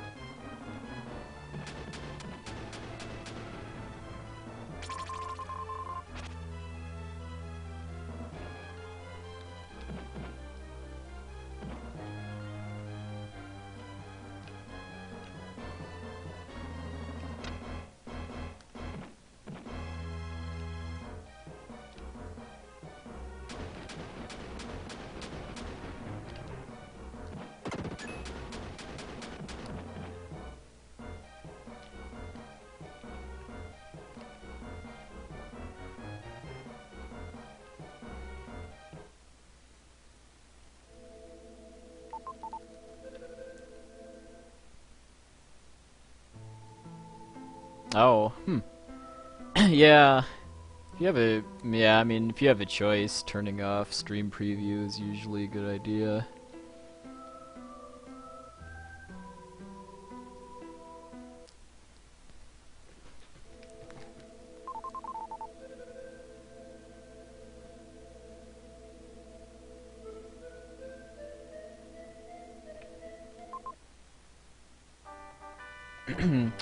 No, I just forgot to do it before coming in here because I was reading chat, so that's why the future cutscene wasn't messed up. I think that was the first time I forgot to do it, though.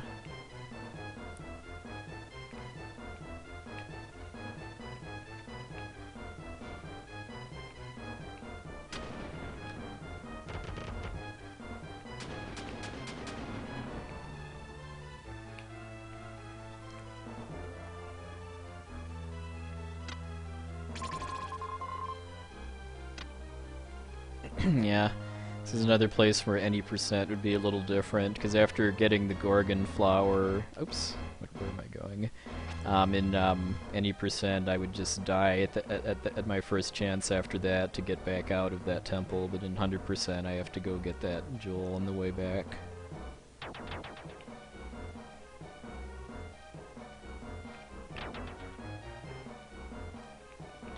Once I've got a sub 218, which is my current goal for submission to SDA, I'll probably move on to any percent.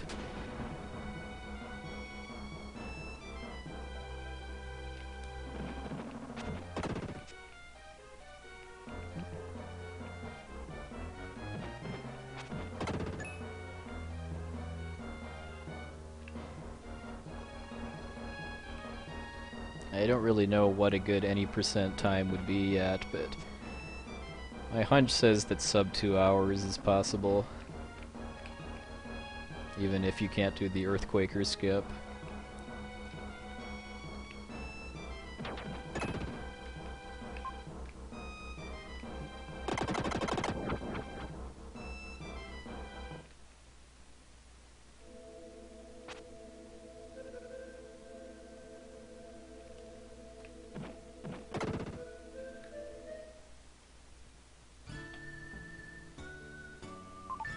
Yeah, even with that little boo-boo with thinking I was in the garden instead of outside the main hall. Still, I mean, I know I kind of I messed up a little bit in my PB and took a wrong turn in the garden. So that cost me some time.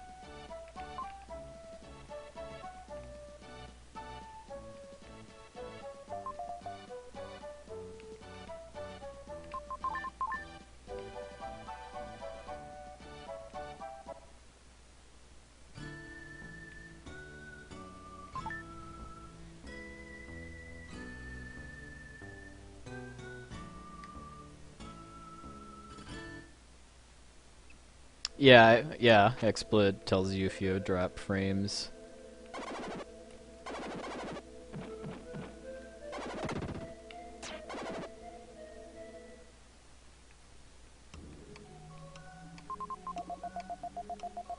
And here we have the one place in the whole game that you actually have to talk to Gaia. So that's why taking damage on my way out of Angkor Wat isn't really a problem as long as I don't die on my way out.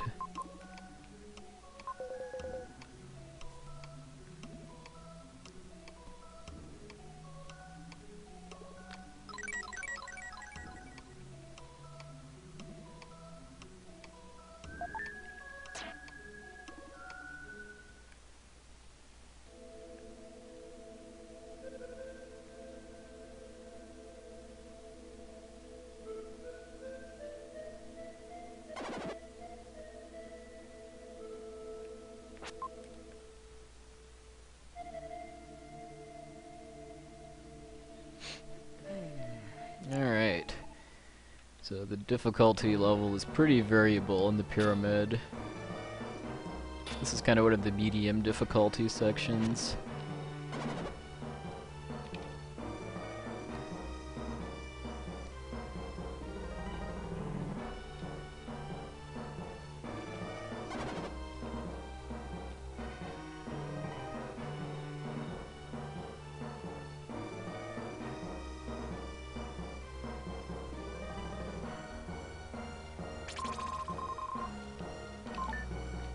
Unfortunately, there's no way to get back out of that room without teleporting.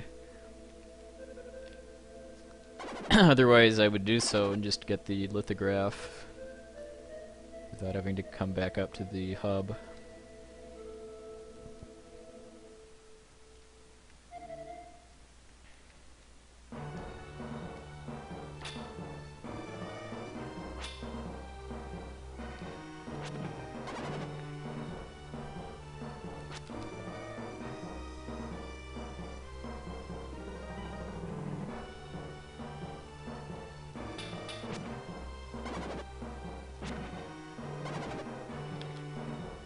Hey, Metal Gear.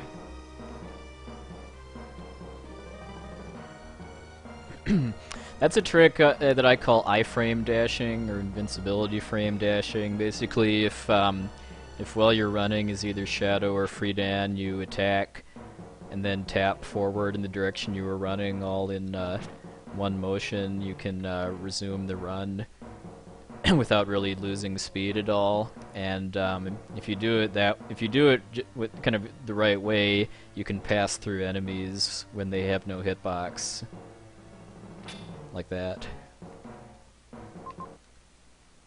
Hey, Rudix and Berserk.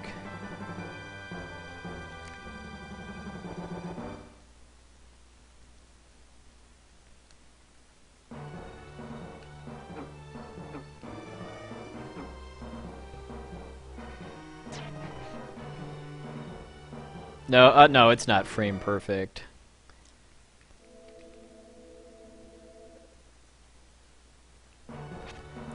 Chaining multiple iframe dashes together is like a 3-frame window, though. I cannot do that to save my life, but fortunately, you don't really ever have to.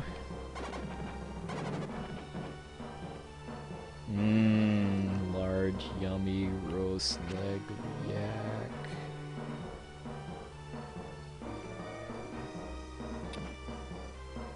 But yeah, it is one of the most important speed tricks in the game, so I have practiced it a lot, which is why I'm pretty consistent at getting it. Doing it as Will is really, really hard, though, because Will does a jump attack if you press forward after attacking, and that interferes with the timing for iframe dashing. Welcome back, Rosentia.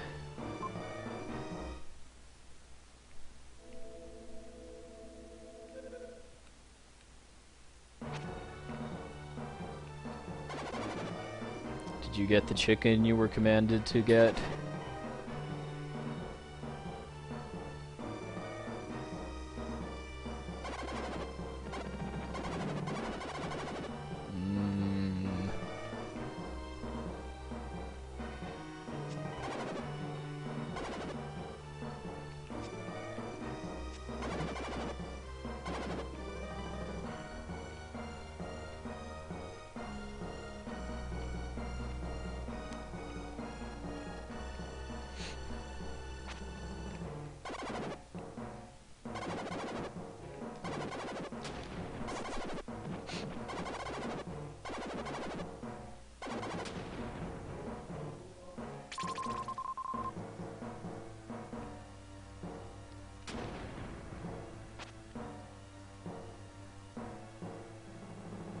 I like how you you can spin dash through the spiked ceiling, and as scary as it looks, it only does 1 point of damage to you, regardless of what your defense stat is. The laser orbs are much, much scarier than the ceiling.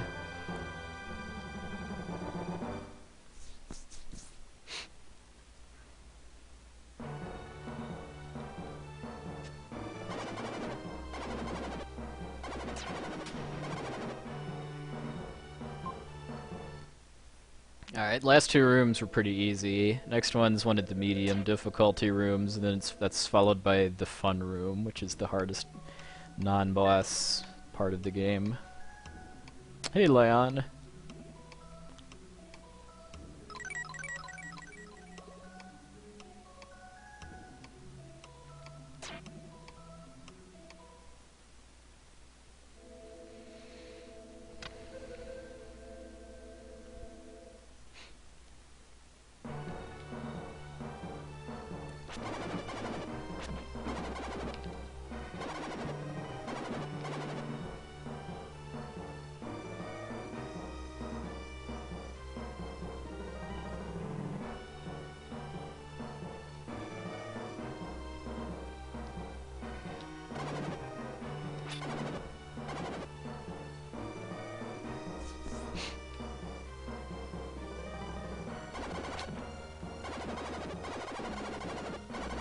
That part's a little scarier looking than it actually is. But if you mess up the timing and don't melt before the 4-pack of orbs starts shooting, then you're pretty much dead.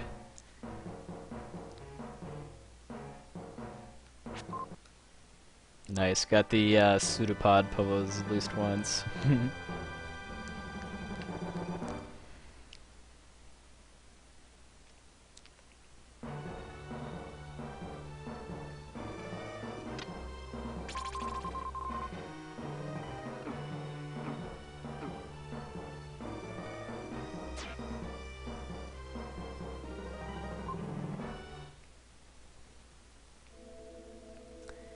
This part would be a little scarier too in any percent because instead of dropping down to get the jewel, I would actually just teleport out and then drip down so that I wouldn't have to come back and become Shadow again for the fun room. But the drawback to that is that I don't get a health refill before the fun room.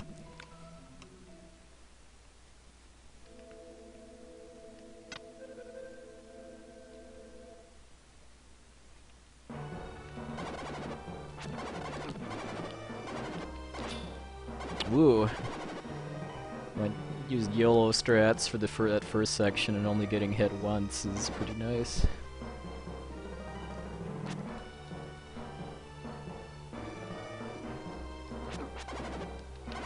Oh.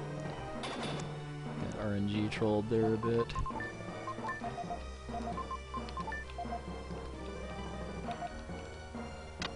Should be okay for the rest, though. Keeping my second herb close to my heart, though.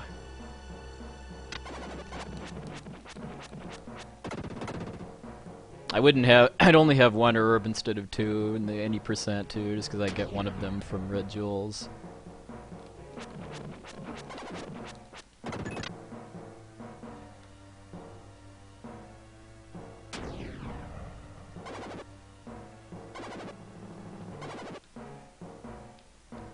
The 100% definition is getting all 50 red jewels and defeating the optional boss.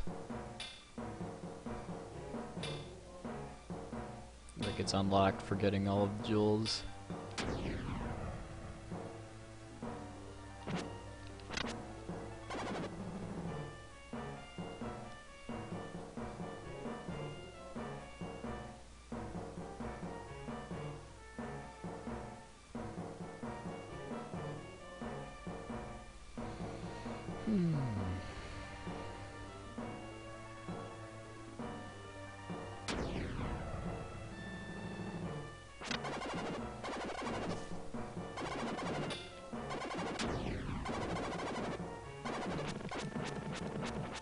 Alright.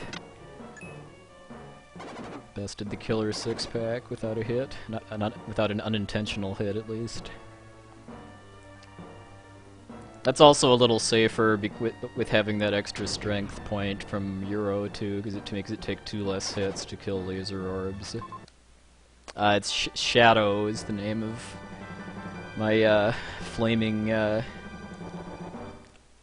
warrior here. With the pseudopod that means business. Alright, got the death fire pose there.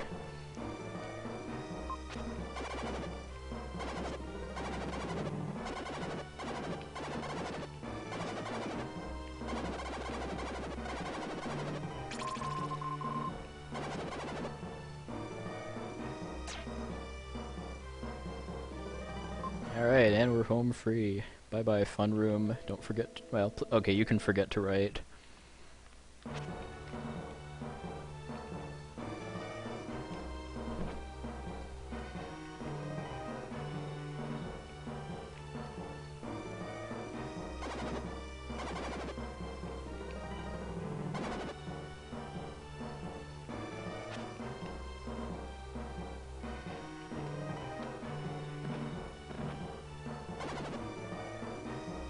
Can't slide on stairs, so I'm basically locked into using the spin dash to get through all these enemies as fast as possible.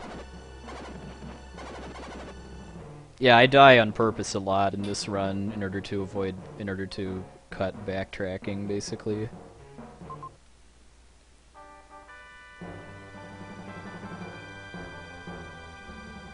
I did have one unintentional death on the first boss, though. Otherwise, I'd actually be ahead of my record right now. I lost about probably like 45 seconds or so from that death.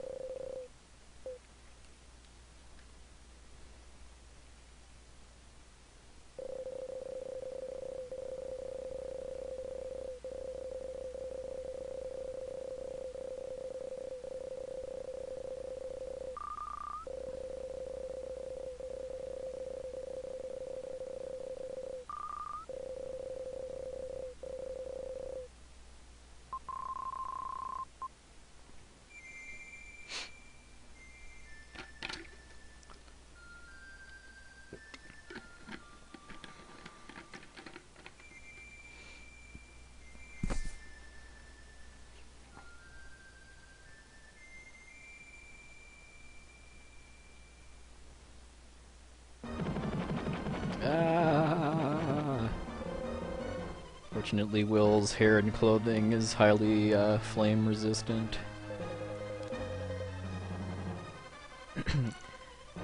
And yeah, this is creepy, by the way, too, for a Nintendo game. I'm always continually amazed that this made it past North American Nintendo censorship.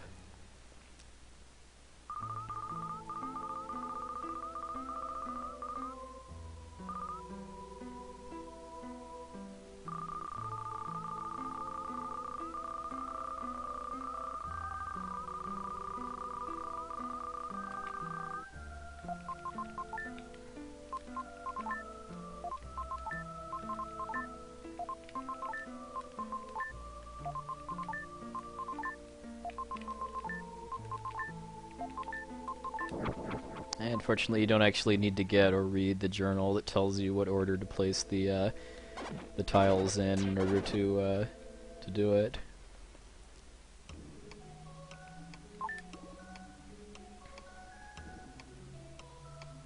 I could go directly to the boss, but then it would take 3 times as long to kill because of being Will instead of Shadow.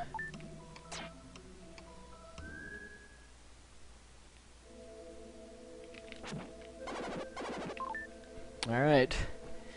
Last really easy place to die in the run.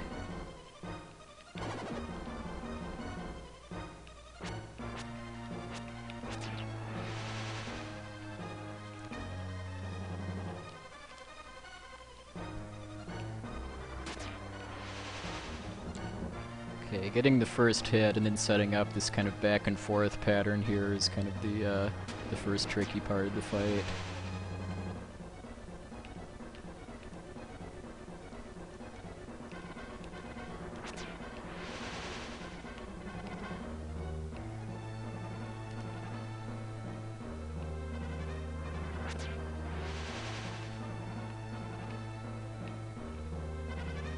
Hey, Mayoni.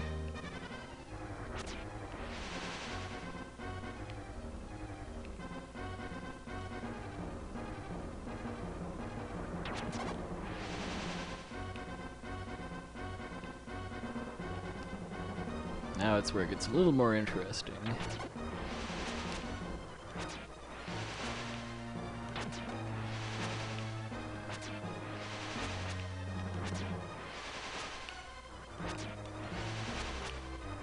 Yes! Perfect mummy fight.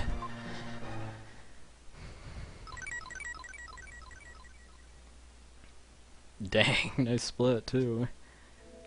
Yeah, I know I didn't, I mean, because in the second phase of the mummy fight, it's actually random whether she uses the split apart ghost formation or the ring pattern. It's 75% chance of the ring pattern and 25 of the spread apart. And I'd ideally like to get all ring patterns because, as you can see there, if I'm good enough, I can hit the solid ghost as soon as the circle spreads out, basically.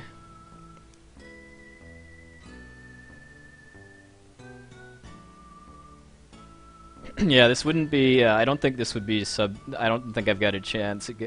If I hadn't died to Castoth, this still wouldn't be on pace for sub 218, but it would be probably like between 219 and 220 at least. I want to get sub 218 before I submit.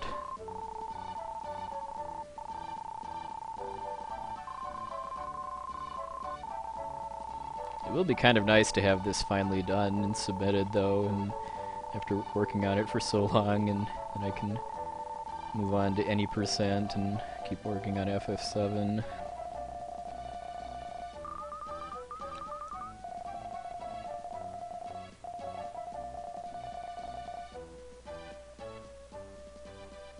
This is actually the first game I worked on speedrunning. I think I started casually learning to speedrun this back in maybe February or March of 2010. I didn't actually learn the whole game until last year, though. The first game I finished a speedrun of was Kingdom Hearts 2.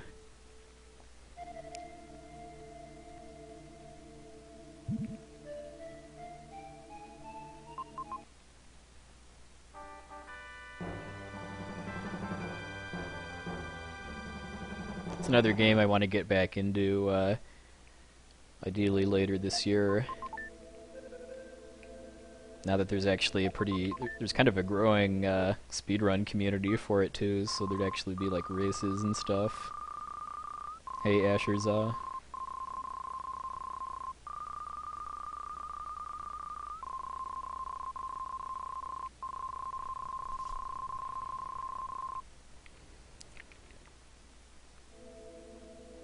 Alright, now we've got Kara the Power Walker.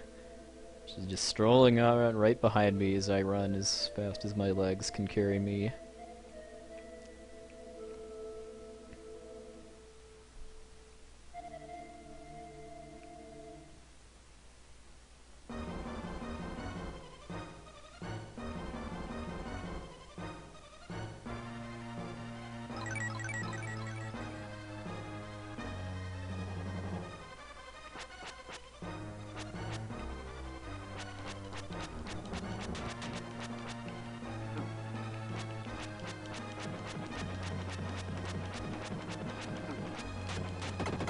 Got kind of trolled there a bit by crystal patterns.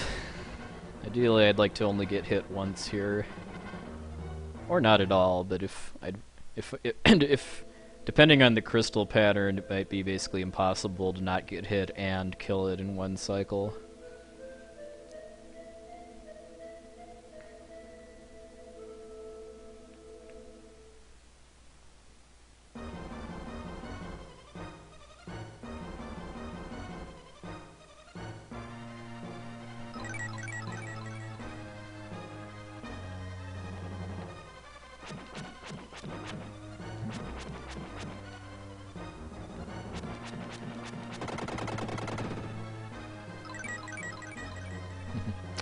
Yeah, Viper refight is quite trivial.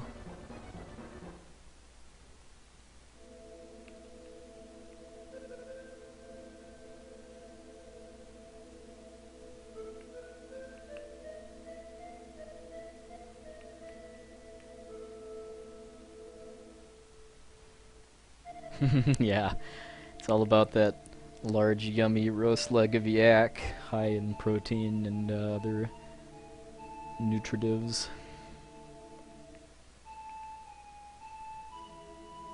I'm sure she probably hogged the yak meat on that raft too, because that's how she is. Alright, hopefully I don't get that weird glitch I got like a month or so ago here, where one of the vampires didn't actually die after running out of HP.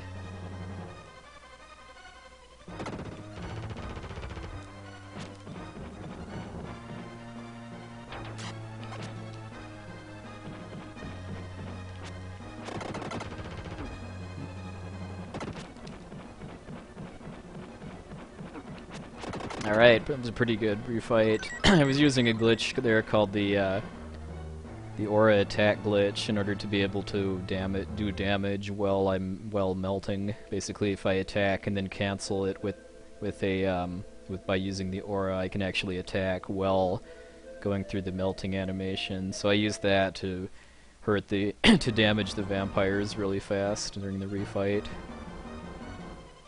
Alright, I know in my PB I got perfect Trollfanger Mark II luck. Because being Shadow, you can kill Trollfanger in 2 cycles if it gives you the good pattern. Alright, that's a good start. That's a good finish. Hey!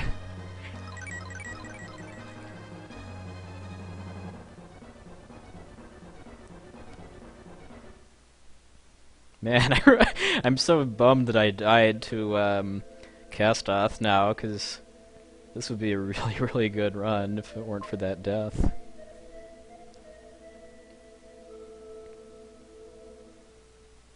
I mean, I had pretty mediocre luck on Trollfanger Mark I, but Mummy Queen was really good, along with a lot of the other random parts of the game.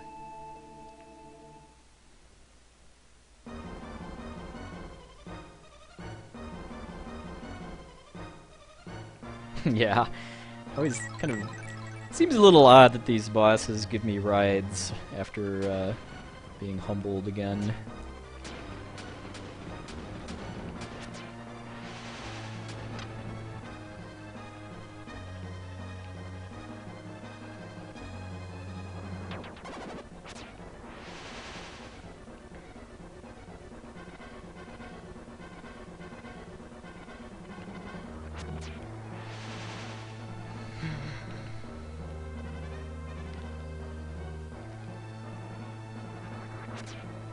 This fight is exactly the same as the one I did like less than 5 minutes ago, which is kind of silly, but at least I don't die in 2 hits this time, because after beating the Mummy Queen the first time, my stats all got caught up.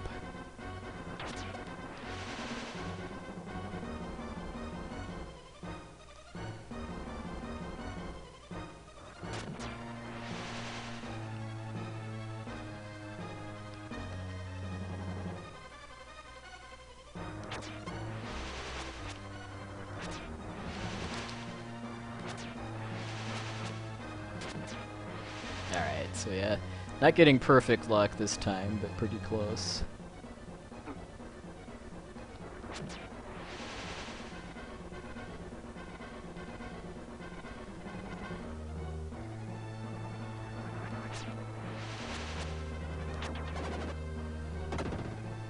Alright, so 2 bad patterns during the second phase. That's probably average luck.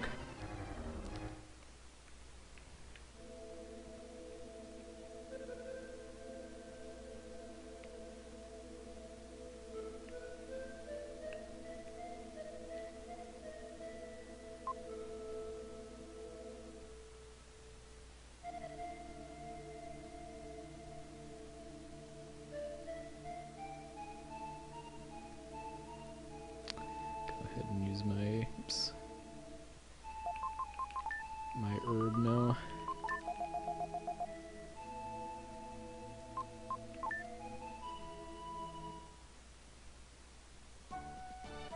Yeah, you can only get in 1 hit per cycle on the Mummy Queen. That's why there's no reason to fight her as anything other than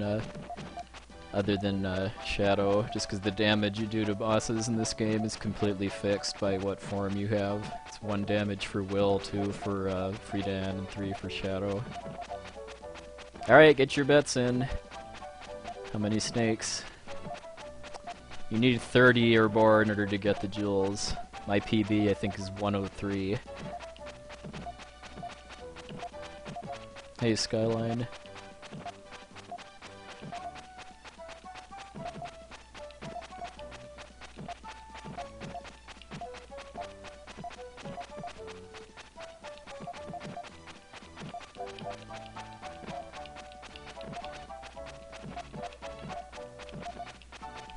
$29. I think I'm pretty safely over that. Hey, Abda. 101. Ding ding ding ding ding. DJ Tifa Heart wins the prize of nothing. but the satisfaction that's worth more than gold.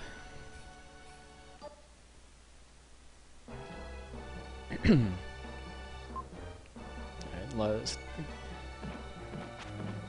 Wonder which boss I lost some time on.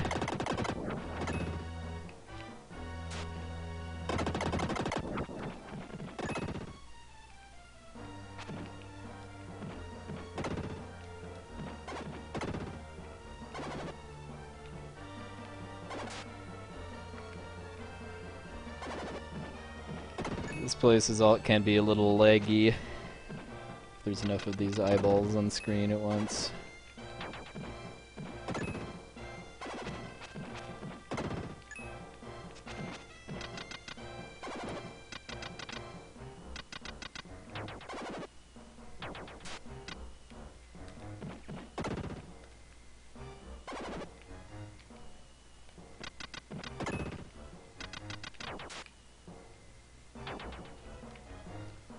Oh, if it wasn't obvious too, this is the optional dungeon you get for getting 100%.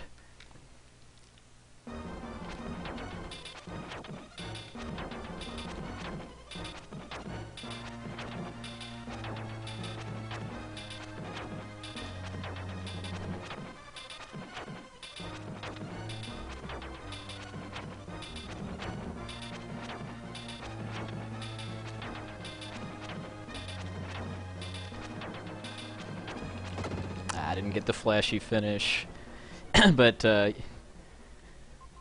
is actually a hard boss if you don't if you don't cheese him out like that.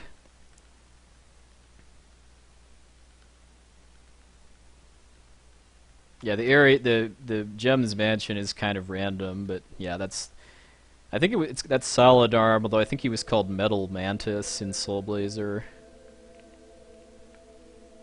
where he was the first boss.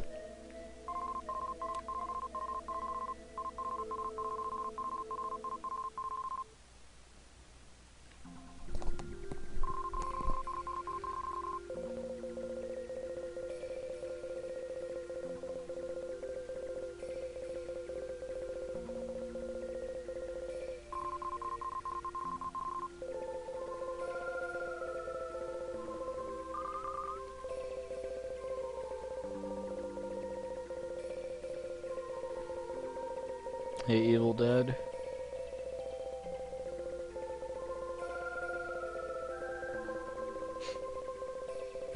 Yeah, Soul Blazer is, well, all of the Quintet games are pretty much have kind of dark themes to them.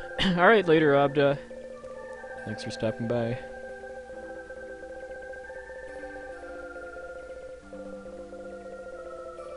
Well, hey, you should see the Japanese version. Every text box in the game is like this in the Japanese version. I mean, there's less of it because Japanese is more efficient than English, but this is probably one of the only games ever made where the English version is faster than the Japanese version because of text speed.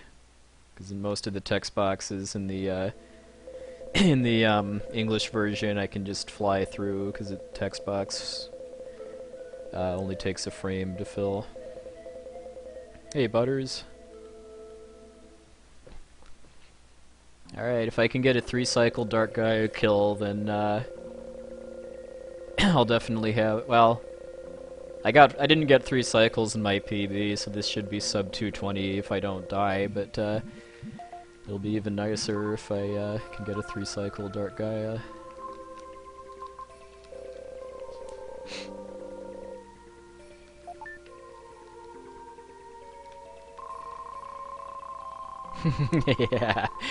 yeah, exactly, empty eye.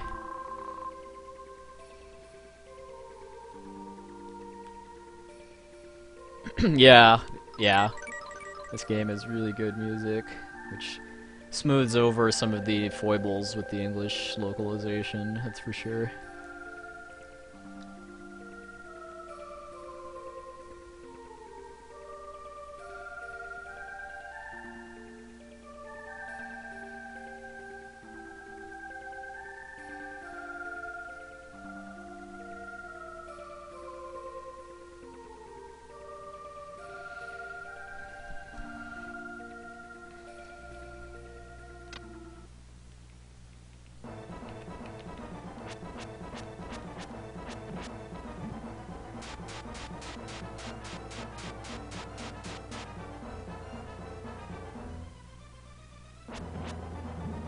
Final boss music is no exception to the awesomeness that is this game's soundtrack.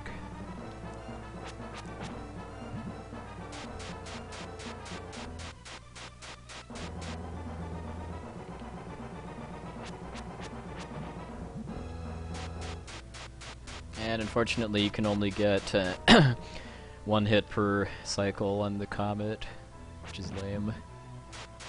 Otherwise, I could probably kill it in like 2 cycles or so with the aura attack glitch.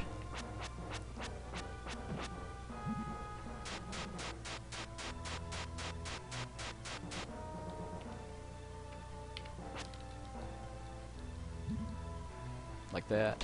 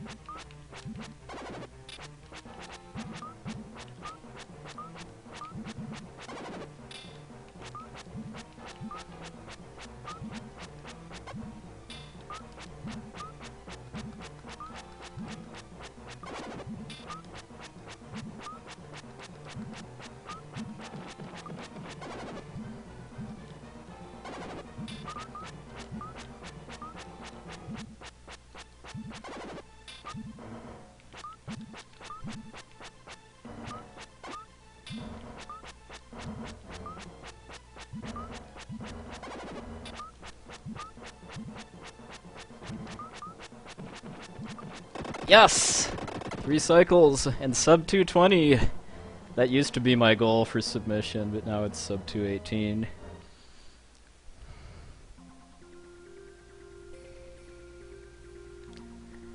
New PB!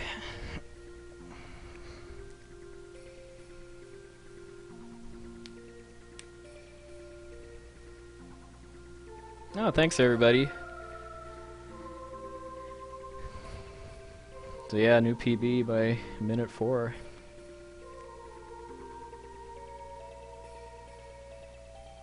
Yeah, I guess you could call it world record. I mean, I don't know of any faster times.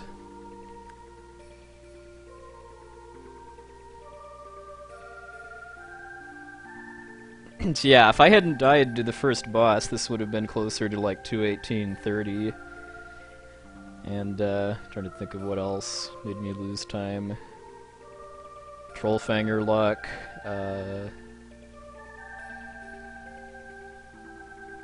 I'd have to watch it back to remember exactly, but yeah, other than that death, it was a pretty good run. Almost wish I'd have reset and started over after that death now, but I was just kind of planning on this being a refresher run before I do like more attempts off stream. Hey Darsic. Yes, this is a very good game and you should play it. Unfortunately, it's not re-released digitally, but the carts aren't really that expensive and there's always emulation. Yeah. Yeah. Yeah, like, well, I guess that's my idiom, I guess, because I wasn't planning on beating the Japanese FF7 no slots record when I did my run a few weeks ago. I was just that was basically just meant to be a test. I mean, I don't have the record anymore, but I'll be getting it back eventually.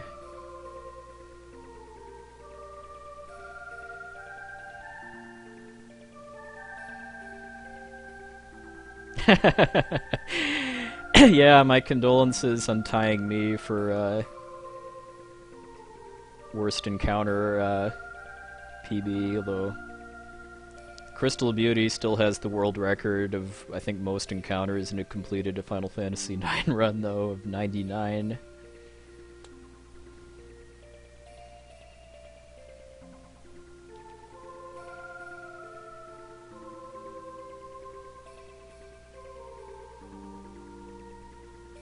So yeah, since it's a new record, I'll let the ending play out before I move on to the next game. But yeah, anyone that's taking off, thanks for watching. Make sure to follow my channel if you aren't already.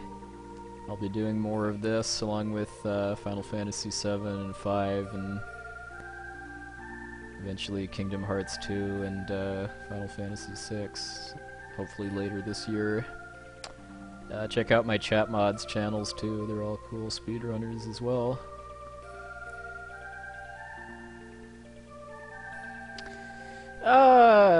Maybe next weekend, but if not next weekend, probably the weekend after, as far as when I'll do another Final Fantasy VII run, because I've got a lot of practice I need to do first with some new strats.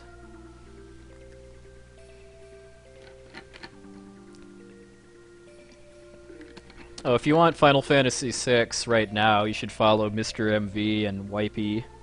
Mr. MV is doing doing FF6 any percent, and Wipey is getting started with doing glitchless. I eventually want to learn to run FF6 glitchless, but I've got this game and FF7 to focus on for the near term. So yeah, if you want your FF6 fix in the near future, yeah, check out Mr. MV and Wipey, which is WYPY.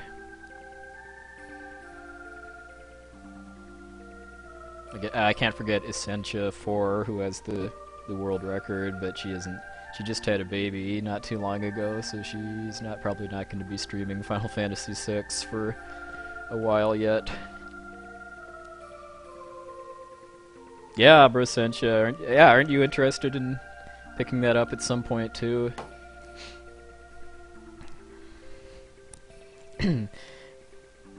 Yeah, I mean, the route that I've watched runs on in Japanese that I like the looks of the most actually fights Magimaster to gets the gem box in order for Celis to be able to cast Ice 3 twice a turn to kill a lot of the Kafka's Tower bosses. Yeah, Johann Howitzer. That's actually how pretty much all Japanese Final Fantasy VI players do the game, which is glitchless. Well, I don't know. Orchid's route, it looks like it only has 8 minutes of grinding, which seems pretty okay to me for a like about a 6-hour run. I've never played Xenogears, so I don't really have any opinion.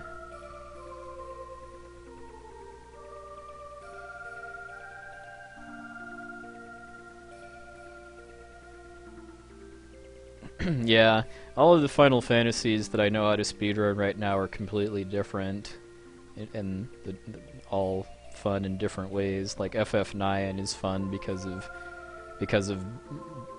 you're only able to use what the game gives you, and there aren't any game-breaking abilities or glitches. The closest thing is charge, and that doesn't even become useful until near the end of the game.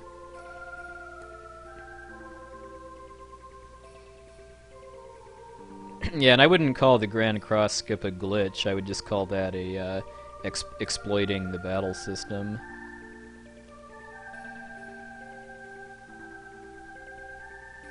The only real glitch I'm aware of in FF9 is the gold chocobo glitch. I don't really know a ton about it, but I know that it only works in like first prints of the game, and you can basically get a gold chocobo much earlier than you're supposed to be able to, so you could theoretically use that to skip most of the dungeons in Disc 3, but that doesn't sound fun to me, because you're basically trading going through dungeons with playing chocobo hot and cold for a long time. yeah, that's kind of a glitch, yeah.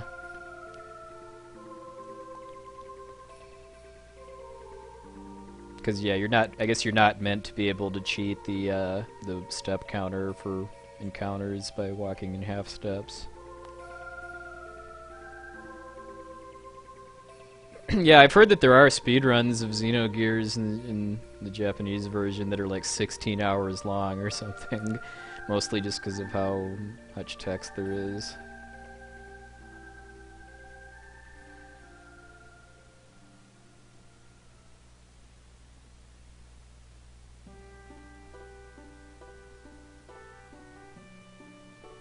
That Spanish guitar riff.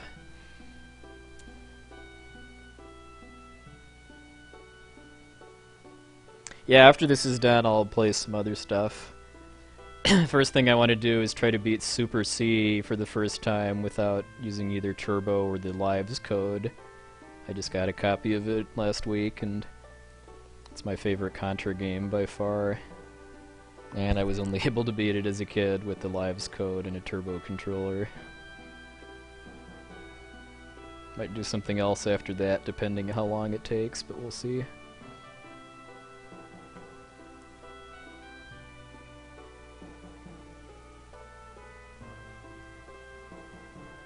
Alright, now is where the good music starts.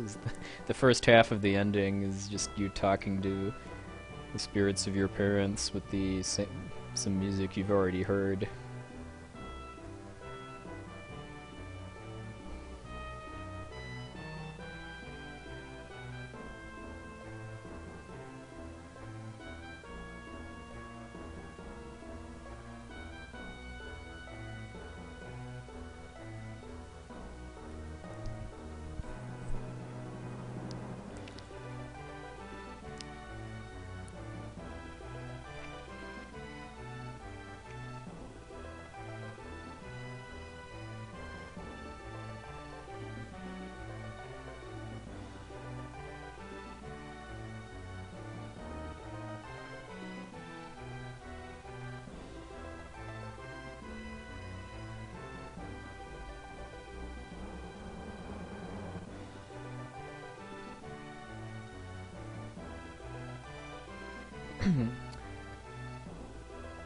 Yeah, Xenogears is unfortunately probably on that list of like PS1 era RPGs that I've heard lots of good things about, but I don't really honestly see myself having time to play.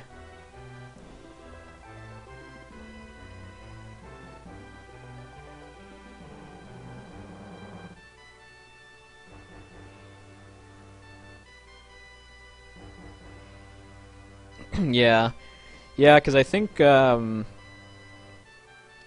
you'd basically, yeah, you'd be able to get a gold chocobo after going to, I guess after going to the Forgotten Continent, and then you can go directly to Ibsen's castle.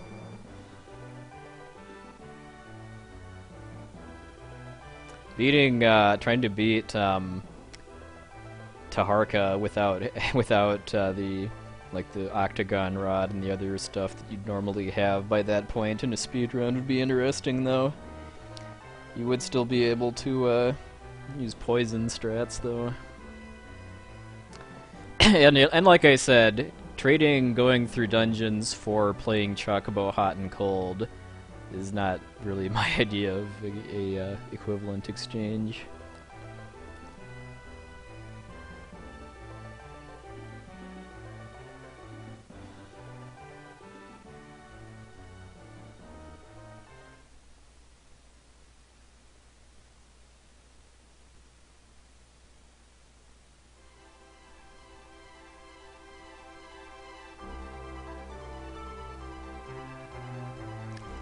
And then there's also the fact that it doesn't work on every version of every copy of the game, too. I mean, it's only like 1.0 versions of the game, which I don't know if that just means Black Label for the English version, or if there's actually like even further versions of FF9 beyond that.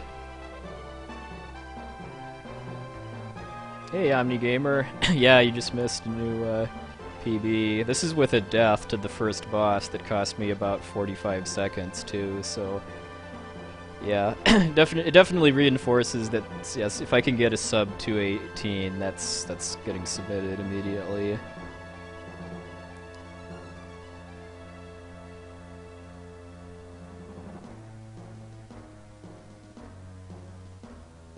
Yeah, thanks everybody.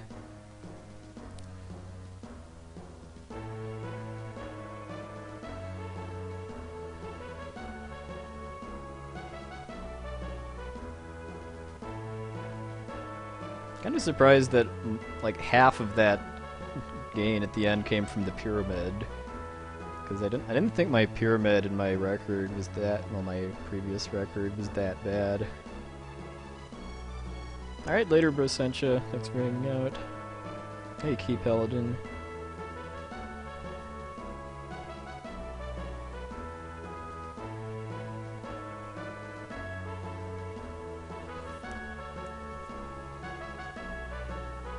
Oh, cool, Cephalopadre. What happened in the end game was getting a 3-cycle Dark Gaia kill. Shoutouts to DJ Tifa Heart for helping me improve my strat for Dark Gaia, which is basically just to stand closer so that my Firebirds have less distance to travel. Because I mean, 3 cycles is the fastest kill in Dark Gaia. In my 220-23 run, it took 4 cycles. I mean, the mechanics for getting a 3-cycle kill is kind of a little like getting a 1-cycle kill on the first boss, but it's a lot easier to do. The window is a lot wider.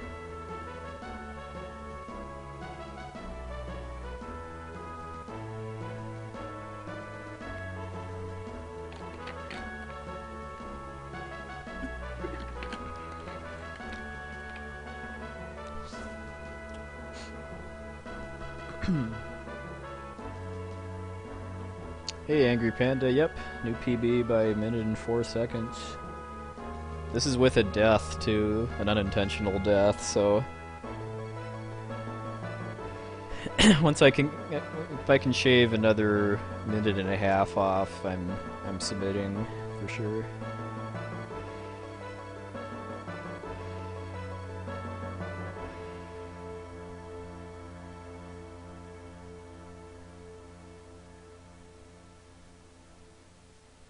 Next is going to be my attempt to beat Super C without the Lives code or Turbo, since I just got a cart last week.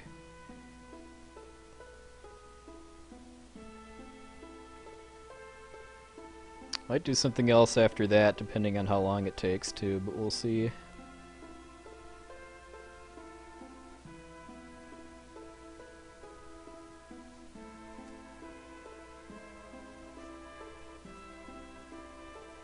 I'm not going to do another run of this tonight, but maybe tomorrow. Or actually, no, I've got stuff going on tomorrow night, so maybe Tuesday.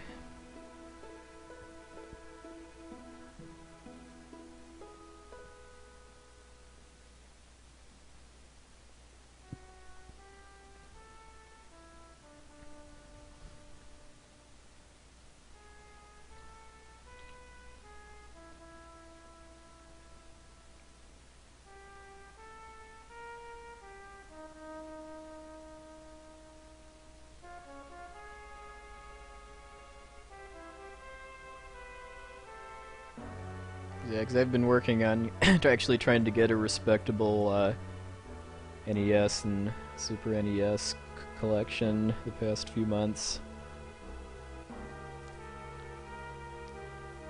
So lots more bonus games to choose from.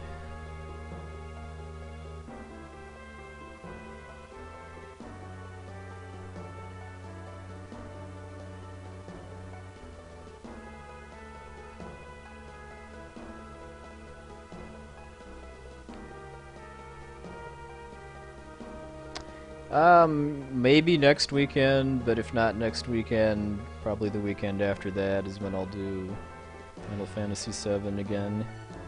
That's my main longer project right now. I'd like to get under 8.5 hours, if not lower, before I'll submit that. Or not 8.5 hours, 8 hours and 10 minutes. My PB is 8:20, so.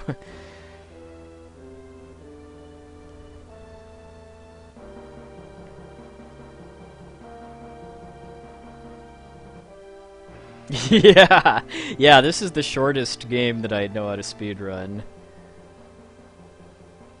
Which should say something about me.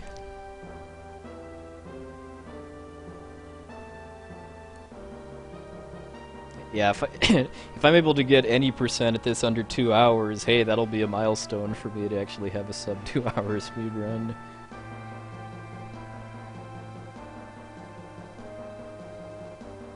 I mean, I'd keep saying that I'd like to eventually learn to run like a shorter game that actually has like an active racing community and stuff, just so I have something else in my bag of tricks, but I keep running into the problem of like not really not having time to work on more than like 2 games at once, and wanting to spend my gaming time on what I'm best at.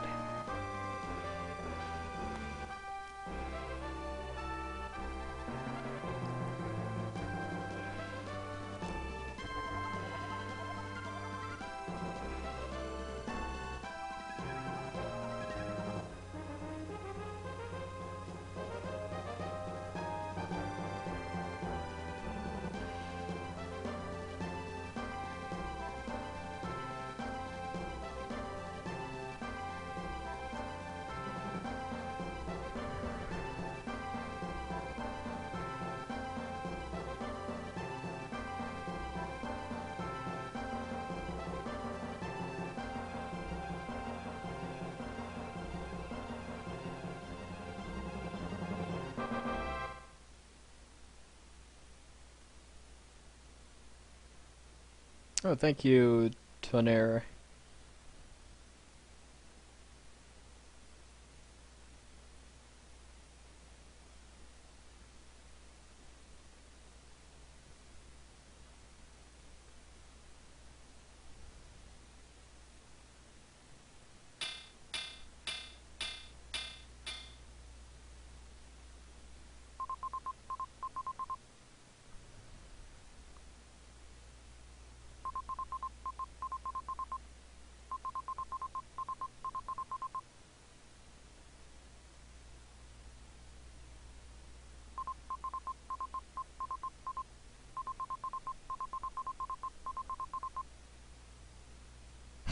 Yeah, there's W split has weird graphical glitches if I if I save. Yeah, not like now it's all red.